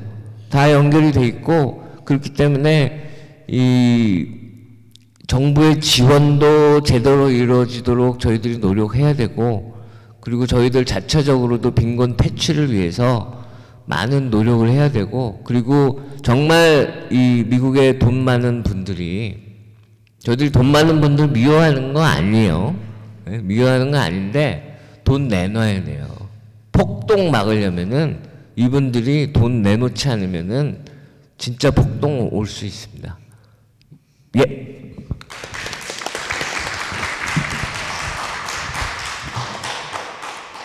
네, 저희 뉴욕 가정상담소에서는 이 어떤 새로운 형태를 봤다기보다는 이 가정폭력의 수라든지 가정폭력의 이 severity라든지 그런 것들이 되게 확 많아졌다라는 거를 절실히 느꼈습니다. 팬데믹을 통해서. 특히 가정폭력에 이제 한 30년, 40년, 50년 시달리시다가 팬데믹이 터지면서 더 한 달에 뭐 한 달에 뭐 한두 번 뭐 소위 말해서 맞는면 팬데믹이 터지면서는 너무 많이 맞으시니까 내가 50살이 돼서서 60살이, 그러니까 노인이신 분인데, 이제 그거를 견디지 못하고, 이혼을 하려고, 하시는 그런 것도 저희가 많이 그런 사례들도 정말 수가 많이 봤다는 것도 알게 됐고요. 또 하나는 가정폭력이 만약에 저희가 팬데믹 전에는 1년 동안 이런 칼부림이라든지 총으로 위협을 한다든지 하는 사건들이 한두 번이었는데 팬데믹 이후에는 한 달에 한두 번, 많게는 5번 정도 저희가 보게 되었습니다. 그래서 나중에 이 시에서 데이터를 했는데요. 예전에는 브론스 같은 경우에만 이 가정폭력이 허머사이드로 연결되는 그런 사건들이 브롱스에 제일 많았는데 작년만 해도 브롱스와 퀸즈가 같이 이 가정폭력이 정말 살인까지 이어지게 되는 그런 수가 너무 많이 늘었다는 거를 저희가 알게 됐고 절실히 느끼게 되었고요. 또 하나는 이제 아동들이 이제 팬데믹이다 보니까 이 가해자가 이 어른만 때리는 게 아니고 어른만 이제 피해를 주는 게 아니고 아이들까지 직접적으로 폭력을 가해지면서 아동이 많이 폭력을 당한 그런 직접적인 피해자가 된 그런 사례들이 너무 많았고, 또 하나는 저희가 제일 힘들게 이 사건을 다룬 경우들이 다 아동 성폭력 문제였습니다. 아이들이 집안에서 어른과 같이 있는 수가 날이 늘어게 되면서 이 성폭력에 노출이 됐는데요. 그 사건들이 정말 제일 저희한테는 그거를 해결할 때가 제일 힘들었던 것 같습니다. 또 하나는 이제 여성 아시안 중어 범죄 같은 거를 보면 피해자 수 절반 이상이 여성분들이세요. 그래서 저희 뉴욕 가정상담소에 전화 주시는 분들이 여성분들이 이제 그런 이제 미디어에 노출이 된 그런 사건 말고도 사실 이런 여성분들이 저희한테 많이 전화를 주셨어요. 근데 다들 영어권이시고 여기서 태어나고 자란 이런 여성분들이 저희한테 전화 주신 이유가 뭐냐면 저희가 한인 기관이기 때문에 그분들이 또 한인으로서 이 사회에서 자라난 사람들이기 때문에 이제 저희가 그 문화적으로 잘 이해를 한다고 생각해서 그런 많이 전화를 주셨는데 집에 길거리를 가다가 허라스를 당하는 일도 너무 많았고, 그리고 그렇다 보니까 출퇴근도 너무 힘들어하시고, 특히 이제 이런 회사를 다니시는 분들이 아닌 그런 이렇게 직접 몸으로 뜨셔야 되는 그런 분들이 많이 전화를 주셔서 상담을 하시고 또 이 리포트를 어떻게 하는지 사실 경찰한테 전화를 해서 리포트하는 게 쉬운 일이 아니에요. 아무리 자기가 범죄 피해자라고 해도. 그래서 특히 이런 성적인 희롱을 당했다든지 하는 거는 쉽게 이거를 리포트할 수 있는 일이 아니기 때문에 저희한테 상담을 받으셔서 또 이제 하신 경우도 있고요. 그래서 아까 전에 그리고 또 이런 정부 보조금에 관해서 얘기가 나왔는데요. 이 주에서 가정폭력을 당하신 분들을 위해서 렌트 지원을 했습니다. 근데 저희가 그거를 신청을 하려고 했지만 서류 미비자분들은 또 주질 않는 거예요. 그래서 저희가 뉴욕 가정상담소 같은 경우는 그 주와 직접 얘기를 하면서 그거는 너무 불공평하다. 우리가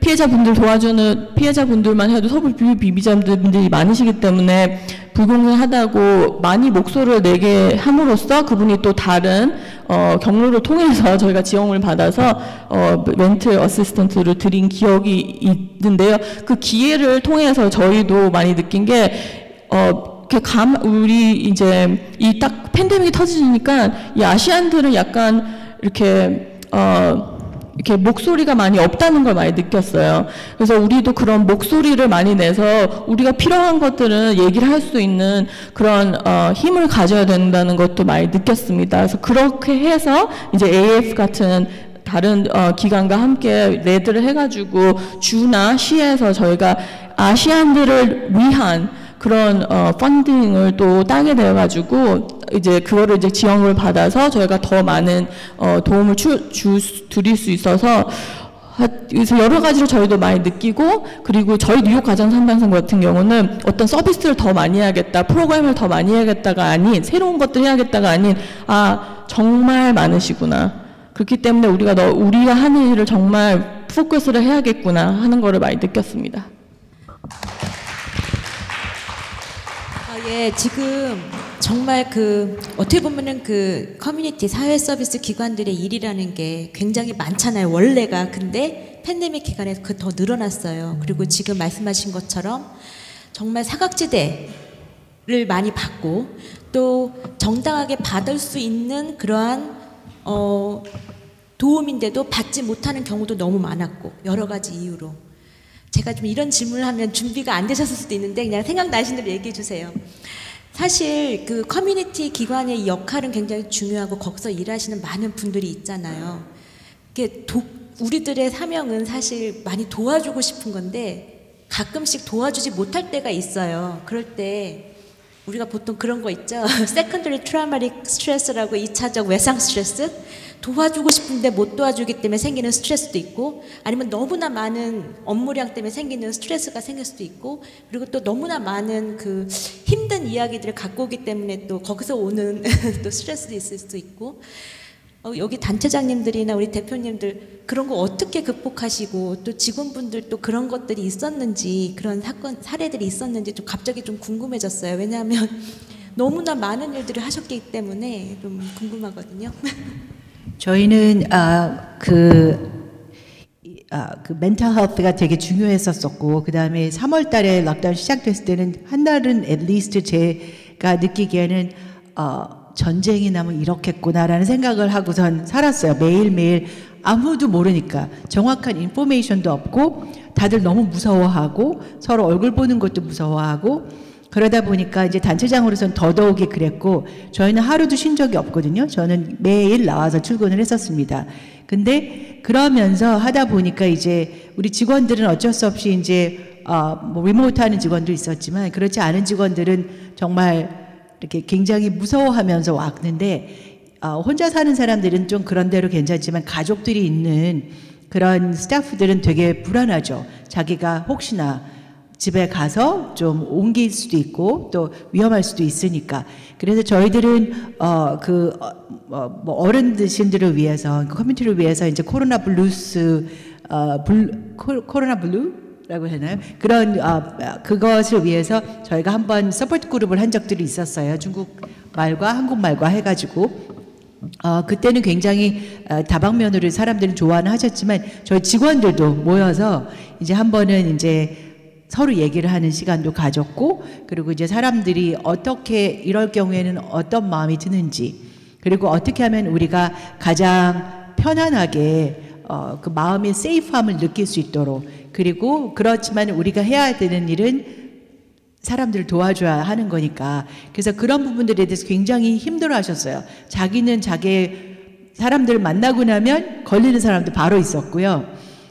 그러니까 자기는 너무 아픈데 사람들은 또 도와줘야 하고. 그런데 저희의 입장에서는 직원들의 세이프티가 굉장히 프라이어리티였습니다. 가장 중요했습니다. 그래서 그분들이 가장 세이프하게 있을 수 있도록, 그래서 힘들면 오지 않도록 하고, 그 다음에 커뮤니티 트랜스포테이션 못하니까 차가 없으신 분들은 이제 버스 타고 서브웨이 타는 것조차도 무서워해서 어떤 분들은 이제 자전거를 사가지고 한 1시간 반을 해가지고 오시는 분도 계시고, 막 굉장히 힘들게 보내셨는데, 그러면서도 이제 저희들이 다른 분들도 그렇지만은 이제 우리 같이 we're there with you. 그래서 어떻게든 이제 서포트 할 수 있는 만큼 다 하고, 만약에 멘탈 그런 것이 필요하다 그러면 이제 필요하면 말하라고, 이제 상담도 받을 수 있게 해준다고 하고, 이제 그렇게 해서 조금은 모르겠습니다. 얼마나 도움을 받았는지. 그래도 이제 다들 자신의 자리를 지켰고, 아무도 그것으로 인해서 떠나거나 무섭다거나 막 그렇게 해서 힘든 사람이 없었기 때문에 정말 감사하게 생각을 하고 있습니다. 저희 뉴욕 가정상담소 같은 경우는 사실 이렇게 비대면을 되도록이면 못하게 되었어요. 어쩔 수 없는 상황이 많았기 때문에 대면이 정말 많아서 처음에는 진짜 모든 게 다 셧다운된 상황인데도 저희는 어떻게 보면 목숨을 걸고 나온 거거든요. 그래서 직원분들께서 특히 이제 몸이 안 좋으시거나 그리고 저희가 이제 목숨을 걸고 나와서 하는 일들이 또 듣는 이런 트라우마를 듣는다는 게, 그리고 그거를 도와드린다는 게 쉽지 않습니다. 그래서 사실 스태프 교체도 되게 체인지도 되게 많을 수밖에 없었어요. 근데 팬데믹이 터지고 그 당시에는 저도 그렇고 그저 너무 많은 분들이 전화를 주시고 너무 많은 사연들이 있으니까 똘똘 뭉쳐야 된다. 그래서 도와줄 수밖에 없다. 그런 사명감이 너무 컸던 것 같아요. 그래서 저도 사실 가족을 거의 저의 딸과 저의 남편을 거의 안 봤던 것 같아요. 한 1년 정도는. 그래서 저도 그렇고 특히 이사님들, 그리고 다른 진짜 봉사자님들, 그리고 그동안 우리를 후원해 주었던 후원자분들이 어떻게 보면 그 당시에 똘똘 뭉쳐서 계속 이어나갈 수 정신적으로 서로 많이 이렇게 도와준 것도 있었고, 그리고 이 기회를 통해서 저희가 많이 생각했던 게 복지였어요. 우리 스태프들을 위한 복지. 그래서 사실 특히 이제 건강보험이라든지 그리고 retirement plan이라든지 그런 것들을 정말 강화해야겠구나, 그런 걸 많이 느껴서 저희가 2021년에 드디어 retirement plan을 시작하게 되었고, 그리고 건강보험도 저희가 95%는 지원해 드리는 걸로 하는 등 그런 여러 가지 복지에 대해서도 많이 생각하게 되었던 기회였던 것 같습니다.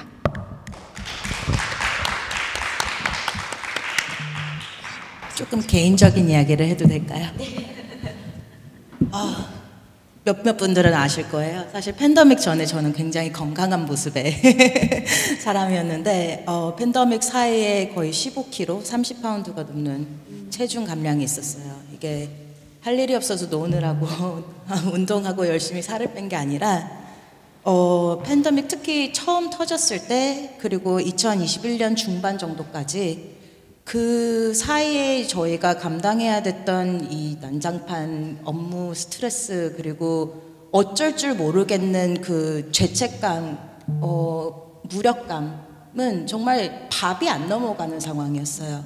특히 이제 팬데믹 때문에 좀 바뀌긴 했지만, 이전에는 사실 정부에다가 대고 영리성 사업체에다가 돈을 주세요라고 말하는 거는 굉장히 말도 안 되는 캠페인인 거거든요. 정부는 비영리 단체를 통해서 제일 소외된 분들, 그리고 영리를 위해서 하는 게 아닌 단체들과 같이 일을 하고 보조금을 주지, 사업자한테 주는 거는 뭐 기껏 해봐야 텍스 보고 잘하면은 텍스 크레딧이나 뭐 이런 것들이잖아요. 그래서 처음부터 그 편견을 깨는 것 자체가 너무 힘들었는데, 그럼에도 불구하고 이 어려운 일을 계속 밀어붙여야 됐던 이유는 저희 직원들한테 오는 전화들이 정말 이거는 정부가 보기에 당신은 사업체이기 때문에 도움을 줄 수 있는 그런 대상이 아니에요 라고 말할 수가 없는 거예요. 저희 직원들이 받는 전화는 내 사업이 망해가요 라는 게 아니라 우리 애가 밥을 못 먹어요, 이런 이야기들. 지금 당장 원래 올해 결혼하기로 했는데 결혼도 물 건너갔고 아무것도 못해요. 내 인생이 송두리째 망가지고 있어요. 내가 사업이 망해서 내 아이한테 내 빚이 갈 것 같아요. 내가 내 생을 여기서 끝내면 아이한테 부담이 덜 갈까요? 이런 이야기들을 듣는 거예요, 저희 직원들이. 그리고 이런 이야기를 전화하는 분들 또한 그 상황에서 그 정신적으로 너무 힘든 분이기 때문에 내가 전화를 받는 상대방을 이렇게 배려할 수 있는 여유가 없으세요. 내가 힘든 이야기를 누구한테 하기도 많은 사람한테는 창피해서 못하고, 가족한테는 부담될까 봐 못하고, 그러니까 그 이름도 모르고 얼굴도 모르는 타인한테 그나마 털어놓을 수 있는 거예요. 근데 개인 사업자시잖아요. 낮에는 사업하는 거 겨우겨우 살아남으려고 일하시니까 제일 심적으로 힘들고 제일 흔들리시는 시간, 막 새벽 3시 이럴 때 저희 직원들한테 개인적으로 전화해서 힘들다고 몇 시간 동안 토로를 하세요. 너무 창피한 얘기지만 당시에 저는 그런 상담을 받아낼 수 있는 마음의 힘이 없었어요. 저희 직원들은 더더욱 그랬고요. 그런 면에서 굉장히 안타까운 거는 팬데믹 때문에 그리고 아시안 헤이트 때문에 너네 단체에 돈 많이 갔잖아. 너네 되게 잘 먹고 잘 살게 됐잖아.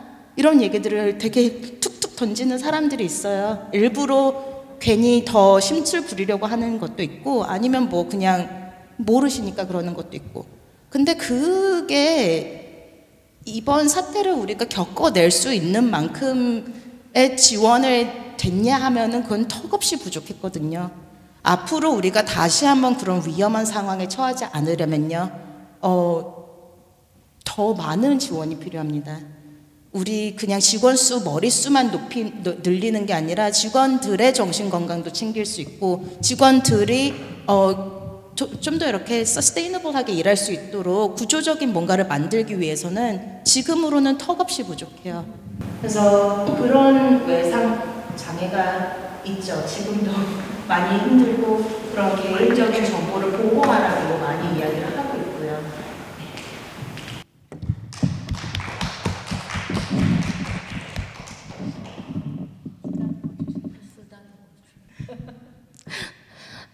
다 동감일 거예요. 한 사람 한 사람 넘어가면서 저희가 얘기를 들어보지만 다 같은 일들을 많이 했었고 다 같은 신발을 신고 여기까지 온 것 같습니다. 직원들 얘기를 하자 보면 참 송구스러워요. 그러니까 말씀하셨지만 저희 KCS가 지금 현재 220명의 직원이 있어요. 직원이 있는데 예전에는 정말 팬데믹 전에는 90% 이상이 1세분들이 많았던 것 같아요. 1세분들 또 한국말을 쓰시는 분들이 훨씬 많았는데 이모저모로 다른 일들이 벌어지고 늘어남에 따라서 서비스 영역이 좀 넓어지면서 타민족까지 커버를 하다가 보니 다른 민족의 스태프들도 생겨나는 조금 변화된 서비스가 좀 있었습니다. 있었는데 이런 거 있지요. 저도 제 자녀가 한국말 영어를 하는데 여기서 태어나서 여기서 자란 아이인데 우리들은 1세니까 또 뭐라 그래요. 아이 같고 내 새끼 같고 이런 부분도 있기는 있어요. 그런데 이 직원들은 나는 너의 자식이 아니야. 이게 또 있더라고요. 그랬는데 와서 이거 해야지. 너 이거 펀딩 받았다며? 이건 당연히 네가 해줘야 되는 거야. 그리고 비영리 기관이라 하면 봉사하는 데잖아. 월급을 받는다고? 이거 이해를 못 하시는 거예요. 그런데 사실은 말씀드렸지만 멘탈 헬스 클리닉 같은 경우들은 라이센스가 없으면 저희가 하이어를 못하는 부분이거든요. 그리고 sometimes 그 라이센스 가지고 있는 그런 스태프들은 정말 다른 그 디렉터들보다도 월급이 많아야 하는 그런 구조적인 현실성이 저희들한테는 있습니다. 그랬는데 직원들이 월급을 받는 것 자체도 커뮤니티에서는 이해를 못 해주시는 부분도 있고 또 당연히 적게 받아야 된다고 생각을 하고 있으며 봉사해야 된다라는 그 선입견들이 너무 많아서 당연히 봉사하고 감사해 하면서 일을 하는데 너희들은 받았으니까 너희들은 우리를 무조건 도와야 돼. 와서 이렇게 해서 이거는 안 될 것 같습니다. 우리 사회자님 너무 정확하게 짚어주신 거예요. 필드를 아시니까. 너무 도와드리고 싶은데 이러한 문제들로 인해서 이거는 안 될 것 같습니다. 다른 방법으로 다시 생각해 보셔야 될 것 같습니다고 했을 때 서류를 집어 던져버리시는 그런 경우들도 저희 기관에서 있었고 그것도 못하면서 여기서 왜 이래? 이렇게 하시는 분들도 사실은 또 있어요. 근데 이제 문화적인 게 다를 수도 있고요. 또 그런 분들을 우리가 알려드려야 하는 게 어떻게 보면 저희의 또 미션일 수도 있는데 그런 부분들이 조금 어려웠던 것 같습니다. 왜냐하면 스텝의 나이들이 전체적으로 이렇게 골고루 있다가 보니까 요즘에 젊은 스텝들은 더더군다나 언어는 해요. 바이링글이라고 표현할 수 있을 정도로 알아듣고 설명해 드릴 수 있습니다. 하지만 필이 다르게 느껴지는 부분이 있어요. 그런 부분에 있어서 말이 조금 어눌하다든가 아니면 특별히 끝까지 도와주지 못하는 케이스가 생겨났을 때에 같이 조금은 이거는 제가 이제 이해를 부탁드리는 부분. 그랬을 때 조금 이렇게 진정해 주시고 다른 직원이 다 더 어떻게 도와줄 수 있는 방법이 없습니까? 라고 요청을 하면 저희가 또 다른 부서에 그렇죠? 여러 부서가 있으니까 도와드릴 수 있는 부분들이 생기는데 그런 직원들한테 이렇게 소리를 지르신다거나 던져버리신다거나 이랬을 때 직원들이 받는 그 아픔의 레벨이 상당히 다 달라서 사실은 인터널리 진짜 저희 안에서도 말씀들 하셨지만 멘탈 헬스 서비스가 필요했던 그런 부분들이 조금 있어요. 그래서 우리 국장님 말씀해 주셨어요. 왜냐하면 너무 이 미디어가 발달되다 보니까 어디 기관은 얼마 받았대더라, 저 기관은 얼마 받았대더라 이런 게 이제 나타나거든요. 그렇게 하다가 보면 받은 만큼 일을 해야 됩니다. 더더군다나 정부 펀딩은 굉장히 조심스럽고 어렵습니다. 정말 그 받은 만큼의 노력과 서류와 모든 것을 받쳐줘야 하는 것들이 따라가줘야 되는 거거든요. 잘 설명해 드리고 또 도와드립니다. 어떻게 정부 펀딩 아니더라도 서로 우리가 다 같은 신발들일 거예요. 그래서 서로 도와드리려고 하는데 이런 얘기들을 저희가 같은 일들을 하다 보니까 서로 의지하잖아요. 얘기하다가 보니까 그분 우리한테도 왔었어요. 그분 우리한테도 왔었습니다. 그리고 민권에서 이렇게 같이 도웁시다 해가지고 정말 우리 좋은 마음이었거든요. 그래서 데이터를 이렇게 중요한 데이터는 아니더라도 적어도 이름은 쉐어해야 되잖아요.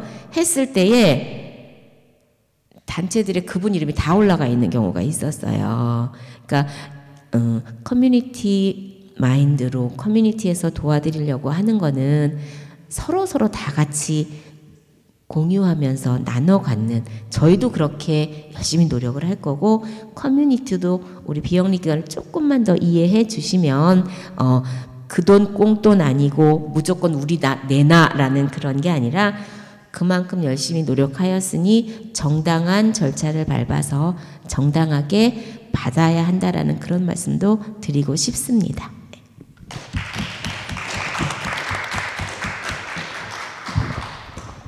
저는 좀 전화를 너무 많이 받아서 청력에 손상이 왔다가 다시 되살아난 거 외에는 저는 좀 괜찮았고요. 왜냐하면은 저는 이 팬데믹에 제대로 대처를 못하고 빈부격차를 심화시키고 그러는 거에 너무 화가 나 있기 때문에 별로 이렇게 서비스 제공하는데 화가 안 났어요. 그래서 오히려 서비스를 많이 제공하면 할수록 그 보람 때문에 스트레스가 풀리고 근데 이제 저는 조금 별종이라서 그렇고 저희 직원들도 이제 스트레스 해소 워크숍도 하고 그랬어요. 저는 그 워크숍이 너무 스트레스가 쌓이더라고요. 저는 잘 못했는데 많이들 이제 고생하고 그랬지만 저희들은 보람을 느낄 수 없는 사람들이면 못하는 일이니까 계속해서 보람을 느끼면서 저희 이 봉사단체, 권익단체라는 게 다 보람을 먹고 사는 나무들이니까 그렇게 계속 할 수 있을 것 같아요. 네. 한 가지를 덧붙이자면 지금 말씀하신 것처럼 근데 저희 직원들이 가장 많이 좀 테라퓨릭하게 됐던 거는 봉사자님들 때문이었던 것 같아요. 저희는. 그래서 지금도 우리 봉사자들께서 와 계시지만 저희가 굉장히 많은 봉사자들께서 이 팬데믹 동안에 오셨어요. 근데 본인들도 너무나 힘드신 분들인데 그런 분들이 그래도 소사이티를 위해서 좀 도와야지 팬데믹으로 인해서 내가 일도 안 하게 되었는데 오지 말라고 하니까 그래서 도와야지 하고 이제 본인들이 막 오시니까 우리 스태프들은 우리는 일이니까 어쩔 수 없이 해야 되나 보다라고 생각했다가도 이분들은 그냥 일이 아닌데 그냥 자기 의사로 그냥 오시거든요. 그런 모습들을 보면서 굉장히 많이 위로를 받으시고 힘을 얻으셨던 것 같아요. 그래서 저희는 그게 되게 감사하고 이 자리를 빌려서 또 감사드립니다.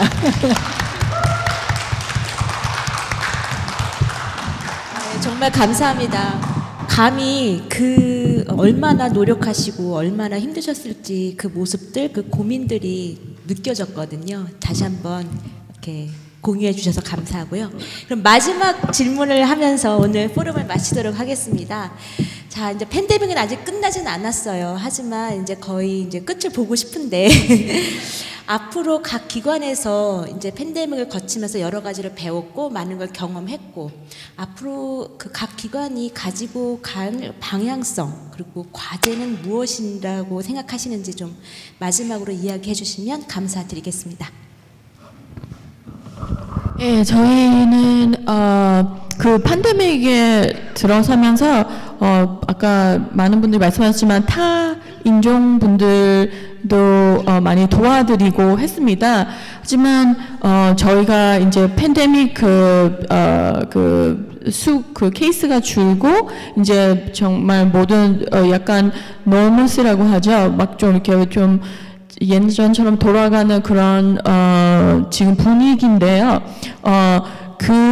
이제 저희가 이제 직원들과 함께 다시 생각을 했던 게 우리가 많은 그동안 다른 서비스도 하고 프로그램도 했지만 우리의 미션을 찾아가야 된다. 그리고 우리가 도와주는 분들은 한인분들이다. 특히 팬데믹에서 많은 거를 저희가 느꼈기 때문에 다시 한인 파퓰레이션을 도와드리는 거 그리고 가정폭력, 성폭력 그리고 아동폭력 이렇게 다시 포커스를 맞추는 거에 지금 많은 노력을 하고 있고요. 특히 이 팬데믹의 이후에는 아까 전에 몇몇 분들이 말씀하셨지만 저희가 뉴욕 예전에는 뭐 플러싱 쪽, 뉴욕 시티 쪽에서 많이 오셨다면 저희는 이런 경우도 있었어요. 그 아틀란타 그 총기 사건이 있었는데요. 거기에서 이제 동료들이 죽음을 맞이하는 거를 보고 이제 그분은 또 어떻게 보면 휴먼 트래픽 빅텀이신 거예요. 그래서 그분이 이제 저희가 한인분이신데 이제 저희가 한인 기관이란 걸 알고 그 이후로 저희한테 전화를 주신 거예요. 근데 그것도 FBI를 이렇게 통해서 저희한테 전화 주셔서 그분을 위해서 저희가 비행기도 해드리고 이제 오셨는데 건강이 너무 안 좋으셨어요. 그리고 자립심이 되게 없으셨어요. 그 경제적인 자립심을 어떻게 하실 수가 없는 거예요. 그리고 또 휴먼 트래픽 이 피해자분들도 저희가 포커스를 많이 둘 것이고 또 하나는 이런 웨스트체스터라든지 아까 전에 명륜 회장님께서 말씀하셨지만 롱아일랜드라든지 뉴저지라든지 다 겉으로는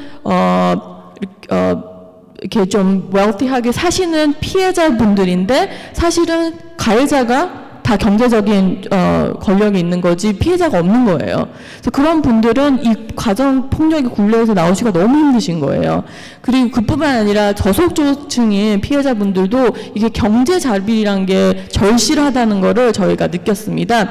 이 경제적으로 자립이 되셔야지 안전적으로 지금 그 가정 폭력의 굴레에서 나올 수 있는 거고 또 저희 피해자분들 중에 많은 분들이 싱글 마더이세요. 자식을 키우셔야 되기 때문에 그런 경제적인 자립이 되게 필요하다는 걸 느꼈기 때문에 저희가 경제 그 자립 프로그램을 더 활성화하고 강화시킬 예정입니다. 그래서 1월에는 저희가 정말 모든 걸 대면으로 할 예정인데요.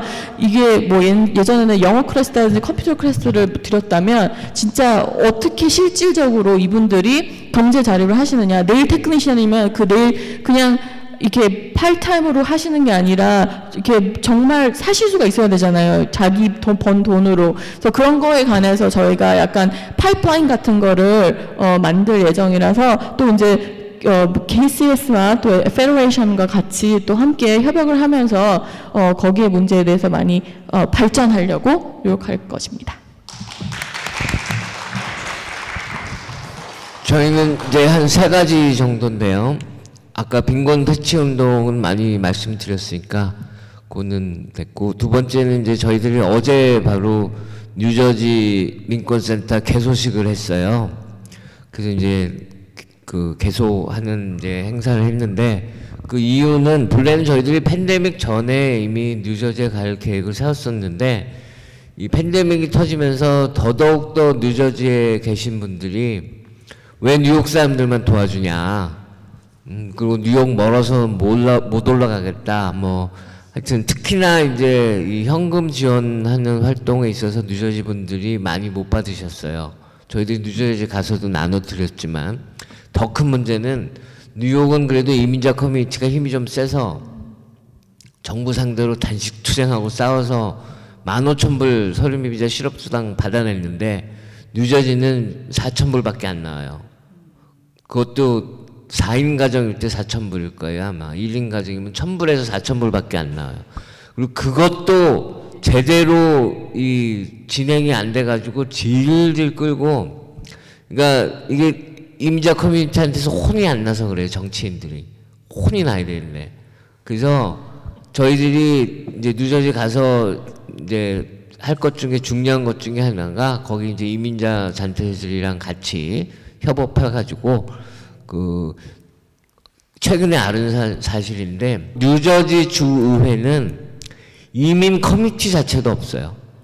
네? 그러니까 그만큼 이민자들을 무시하고 있는 커뮤니티이기 때문에 그거를 이제 중점적으로 다른 여러 활동들과 함께 이제 해나갈 생각이고요. 이제 아시다시피 뉴욕이랑 뉴저지랑 서류미 비자 인구도 그렇고 한인 인구도 그렇고 거의 비슷해요. 그래서 그게 이제 두 번째 할 일이고, 세 번째는 저희들이 이제 정말 정치 활동을 해야 됩니다. 그냥 이제 저희들이 이제 다 갖고 있는 게 이 비영리 면세 허가를 받는 단체들이라서 뭐 특정 정치인을 지지한다든지 뭐 특정 정당을 지지한다든지 이런 활동을 못 해요. 그래서 근데 이런 비영리 단체들이 할 수 있는 그 틀을 만들 수가 있어요. 그래서 저희들이 그 틀을 만들 계획이에요. 그럼 그 틀을 만들면 이게 이제 흔히들 이 정치인들을 제가 좀 자주 얘기하는 표현인데, 정치인들은 그 사람들을 막 섬기면 우리를 위에 군림해요.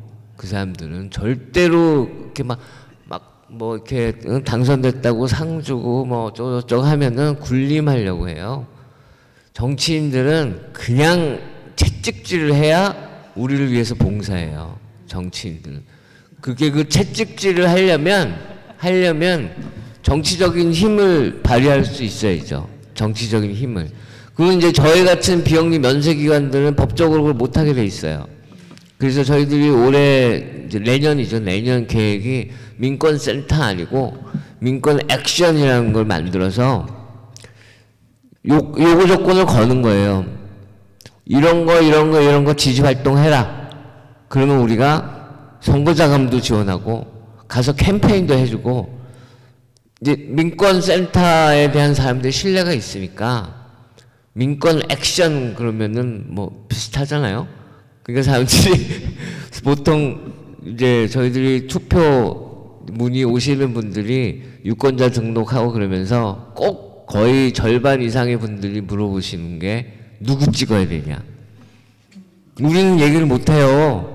우리는. 하지만 민권 액션을 할 수 있거든요. 그래서 그 활동을 이제 시작을 하는 게, 그게 저희들 이제 세 가지, 빈곤 퇴치 운동, 뉴저지, 그 다음에 정치활동 단체 만드는 거. 그게 이제 저희들의 목표고요. 그런 활동들이 이제 커졌을 때만 이런 팬데믹으로 인해서 생기는 그런 문제점들을, 그리고 앞으로 또 생길 수 있는 문제점들을, 그리고 잘 모르겠지만 10년 후에 일어날 폭동도 막을 수 있는 그런 길이라고 생각합니다. 네. 열심히 응원하겠습니다. 저희는 그 정도의 힘은 못해서 그래도 이제 마음은 항상 있었는데 그럴 만한 맨파워도 없고 막, 그래서 항상 이제 민권센터와 시민참여센터랑 이런 일들을 옹호 일을 하는 단체들에게 정말로 박수를 늘 보내고 있어요. 마음으로. 겉으로도 박수 보냅니다만. 네, 저희 같은 경우는 일단은 Y가 일단 한국 사람들만 서브하는 데가 아니라서, 그래서 저희는 특별히 그렇지만은 한인들이 이제 세운 단체였기 때문에 퀸즈 YWCA는, 그래서 이 K culture, 그 한인 문화 이런 거에 대해서 굉장히 자부심을 갖고 있습니다. 그래서 그런 부분에 대해서도 계속적으로 그 홍보를 많이 해나갈 예정이라서 지난번에는 그 팬데믹 때문에 저희가 못했던 김치 페스티벌을 했습니다. 정말 성공적으로 많은 분들이 너무 좋아해 주셔서 잘 했고요. 뭐 특별히 뭐 김치를 저희가 해야 될 이유는 없지만 그래도 한인으로서 뭐라도 좀 이렇게 한인 문화를 좀 알리고 싶다라는 그런 작은 생각 가지고 시작을 했고요. 그래서 그 컬처에 대해서도 많이 나누고 다른 컬처 껴안기도 많이 하려는 생각을 갖고 있습니다. 그리고 이제는 한인들이 아까도 말씀하셨지만 뭐 많이 줄어들고 있고 특별히 이제 플러싱 쪽에 이제 이민자들이 많이 줄어들므로 인해서 저희들이 우리가 할 수 있는 방법이 무엇일까? 그래서 우리가 가지고 있는 어떤 좀 좋은 또 리소스도 있으니까 이것으로 인해서 또 베풀어야 될 때는 베풀어야 된다고 생각합니다. 한인들만이 아니라 다른 또 도움이 필요한 그런 에트닉 그룹에도 베풀 수 있으면 베풀어야 되고 또 저희들이 할 수 있는 리더십도 우리가 발휘를 해야 된다고 생각이 듭니다. 그래서 공존 그리고 공유 이런 거에 대한 생각을 많이 품고 가려고 하고 있습니다. 그리고 또 아까도 이제 우리가 AF하고 지금 Hope Against AIDS에서 저기 뒤에도 이제 팜플렛과 이런 것들이 다 나누어지고 가는 곳마다 저희가 갖고 다니면서 얘기를 하고 있지만 그거를 떠나서라도 저희는 미움 없는 세상 만들기 캠페인을 하고 있습니다. 그래서 계속적으로 이 미움 자체가 없어지는 그러한 세상을 만들기 위해서 노력을 할 예정이고요. 또 상담제도도 하고겠지만 저희들도 가장 많이 필요한 것 중에 하나가 잡 프로그램이에요. 그래서 그 잡에 대한 그 뭐 레즈메 쓰는 거라든가 뭐 이런 것들은 늘 해왔는데 실질적인 어떤 도움과 트레이닝 같은 것들이 필요해서 그런 거에 대한 그 계획도 지금 세우고 있고요. 그 다음에 팬데믹이었지만 그래도 너무 감사하게도 작년에 저희가 커뮤니티 스포츠 센터를 오픈할 수 있게 되었습니다. 플러싱 그 유니언 스트리트에요. 근데 이제 그것이 요번에는 이제 한 달 조금 안 됐죠. 저희가 조금 더 확대해서 그 옆에 더 큰 장소로 이제 오픈을 하게 되어서 여러분들을 더 잘 모실 수 있게 되었습니다. 그래서 많은 분들이 오셔서 이 커뮤니티 서포트 그러니까 소셜 워크라든가 사회보장 이런 필요하시면 오셔도 되고 그리고 이제 노인 시니어 프로그램들 함께 하실 수가 있을 것입니다. 특별히 또 하나 하고 싶은 거는 청소년이에요. 저희가 영 women's 뭐 이렇게 시작을 하는 건데 Y라는 게 0이라는 건데 그래서 저희들이 조금 그런 부분에 대해서 앞으로 젊은이들을 위해서 좀 많이 노력을 해보려고 계획하고 있습니다.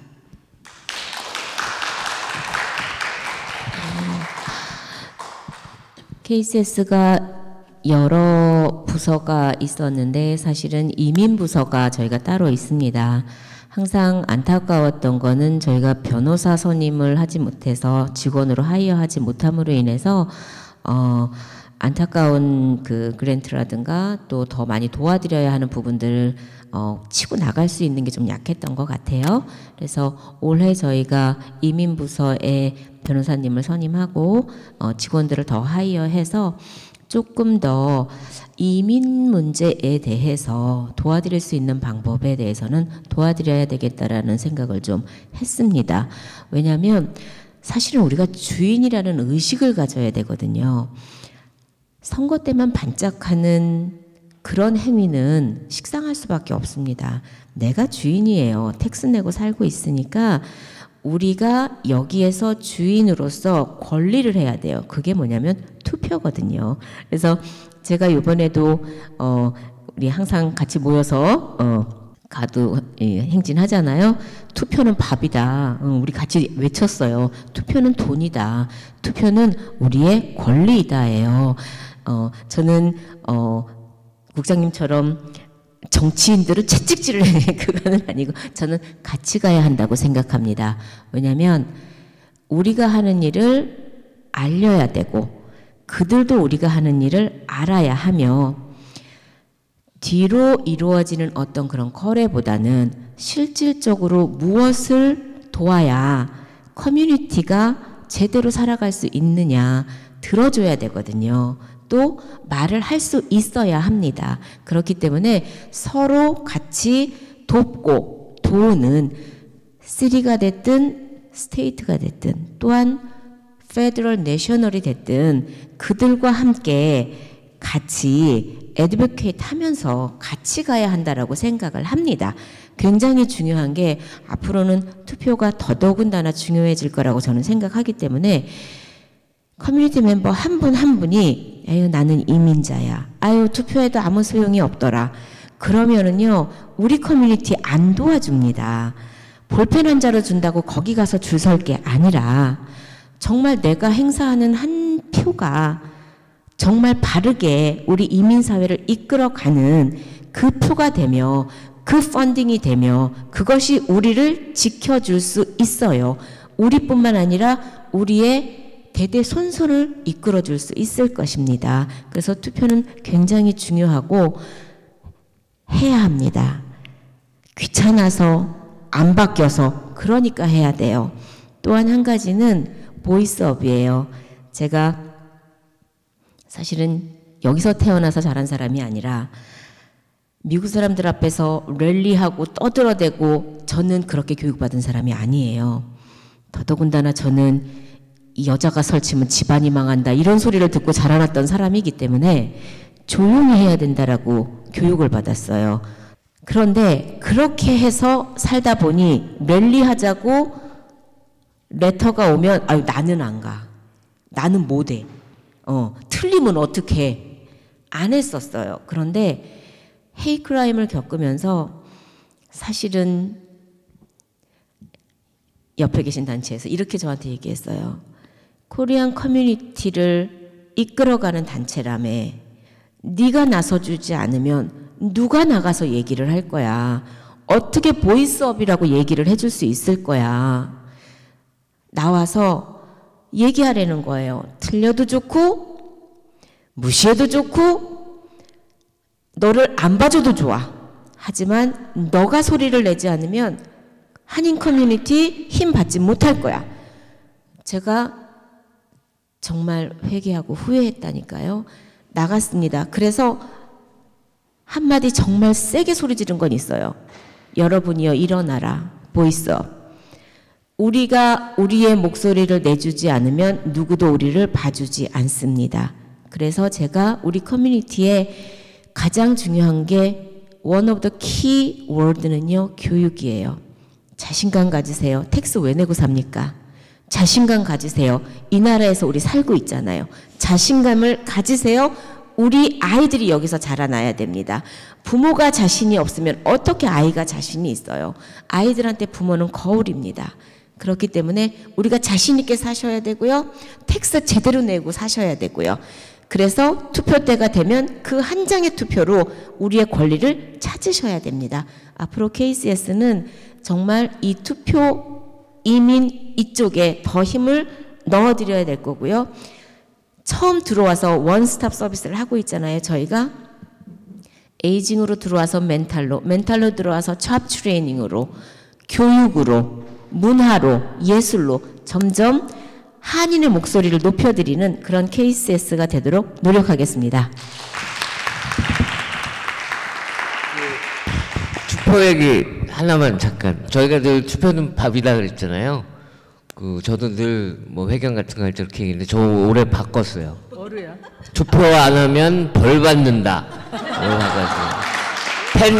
팬데믹 겪으면서 우리가 투표를 안 해서 벌을 받았다는 사실을 확실히 알기 때문에 저희는 그렇게 바꿔주려고요. 네.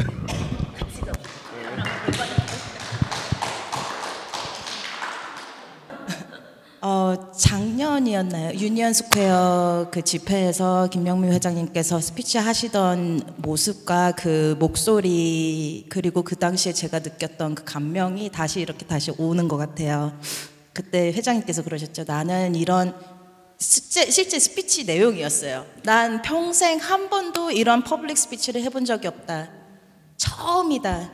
근데 이 문제에 대해서 많은 해야겠다.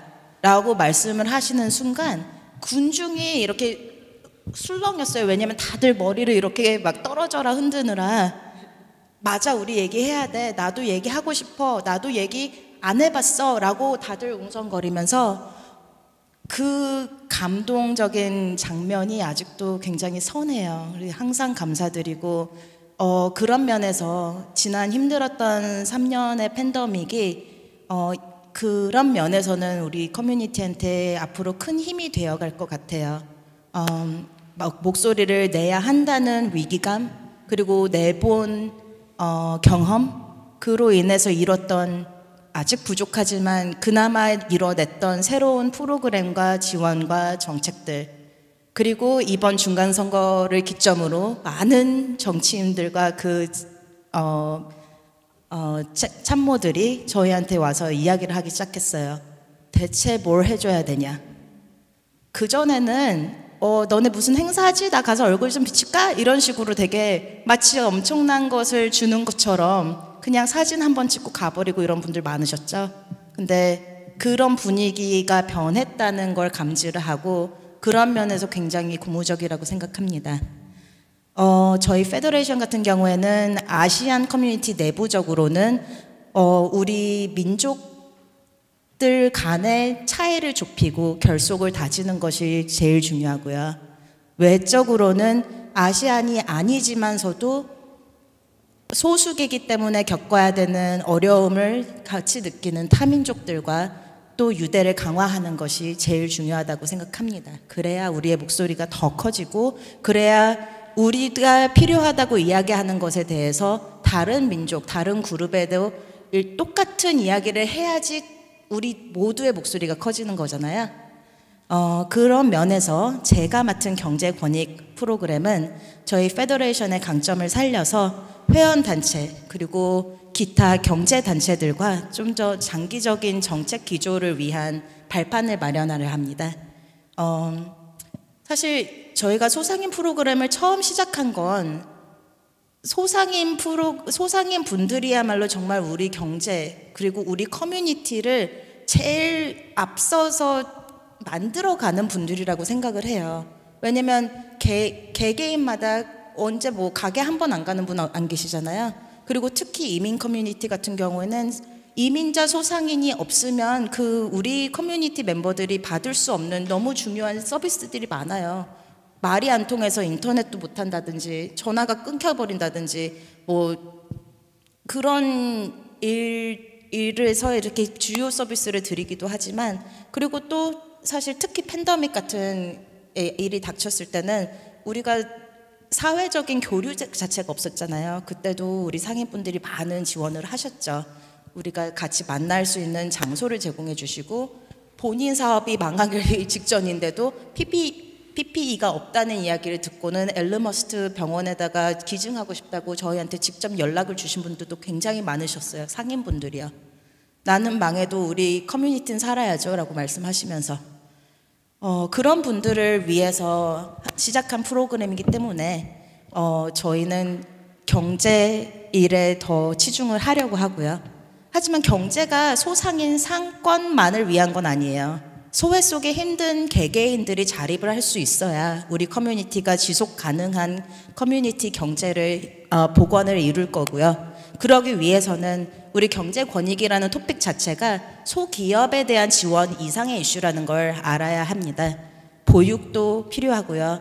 직업훈련도 필요하고요. 공공치안 문제도 소상인 경제에 너무 중요한 일이고요. 거주 문제, 정신건강 문제, 타민족을 이해하는 거에 대한 교육의 문제, 모든 게 결국은 경제 이슈입니다.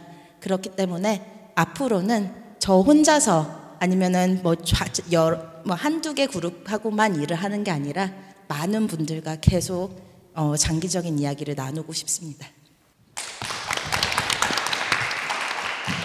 예, 오늘 이렇게 나와주셔서 이렇게 의견 나눠주신 거 정말 감사드리고요. 팬데믹이라고 하는 그 어려운 시기에 우리 여기 오신 봉사단체뿐만 아니라 여러 한인 사회봉사단체들이 없었다면 그 단체들이 있었기 때문에 한 분이라도 더 많은 한인분들 그리고 소외되셨던 분들, 약자였던 분들, 도움이 필요하셨던 분들이 도움을 받았다고 생각이 듭니다.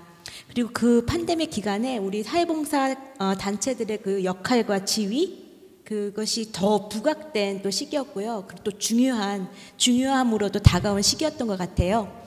앞으로도 우리 사회봉사 단체들의 그 활약을 더욱더 기대하면서 그리고 앞으로도 더 많은 사회적 약자 그리고 도움이 필요하신 분들의 목소리가 되어주실 것을 기대하면서 동시에 우리 커뮤니티에서도 이런 사회봉사 단체들에 대한 지지와 기대 더욱더 많이 해주시면 감사드리겠다 이런 말씀을 드리면서 오늘 포럼 이렇게 마치겠습니다. 감사합니다.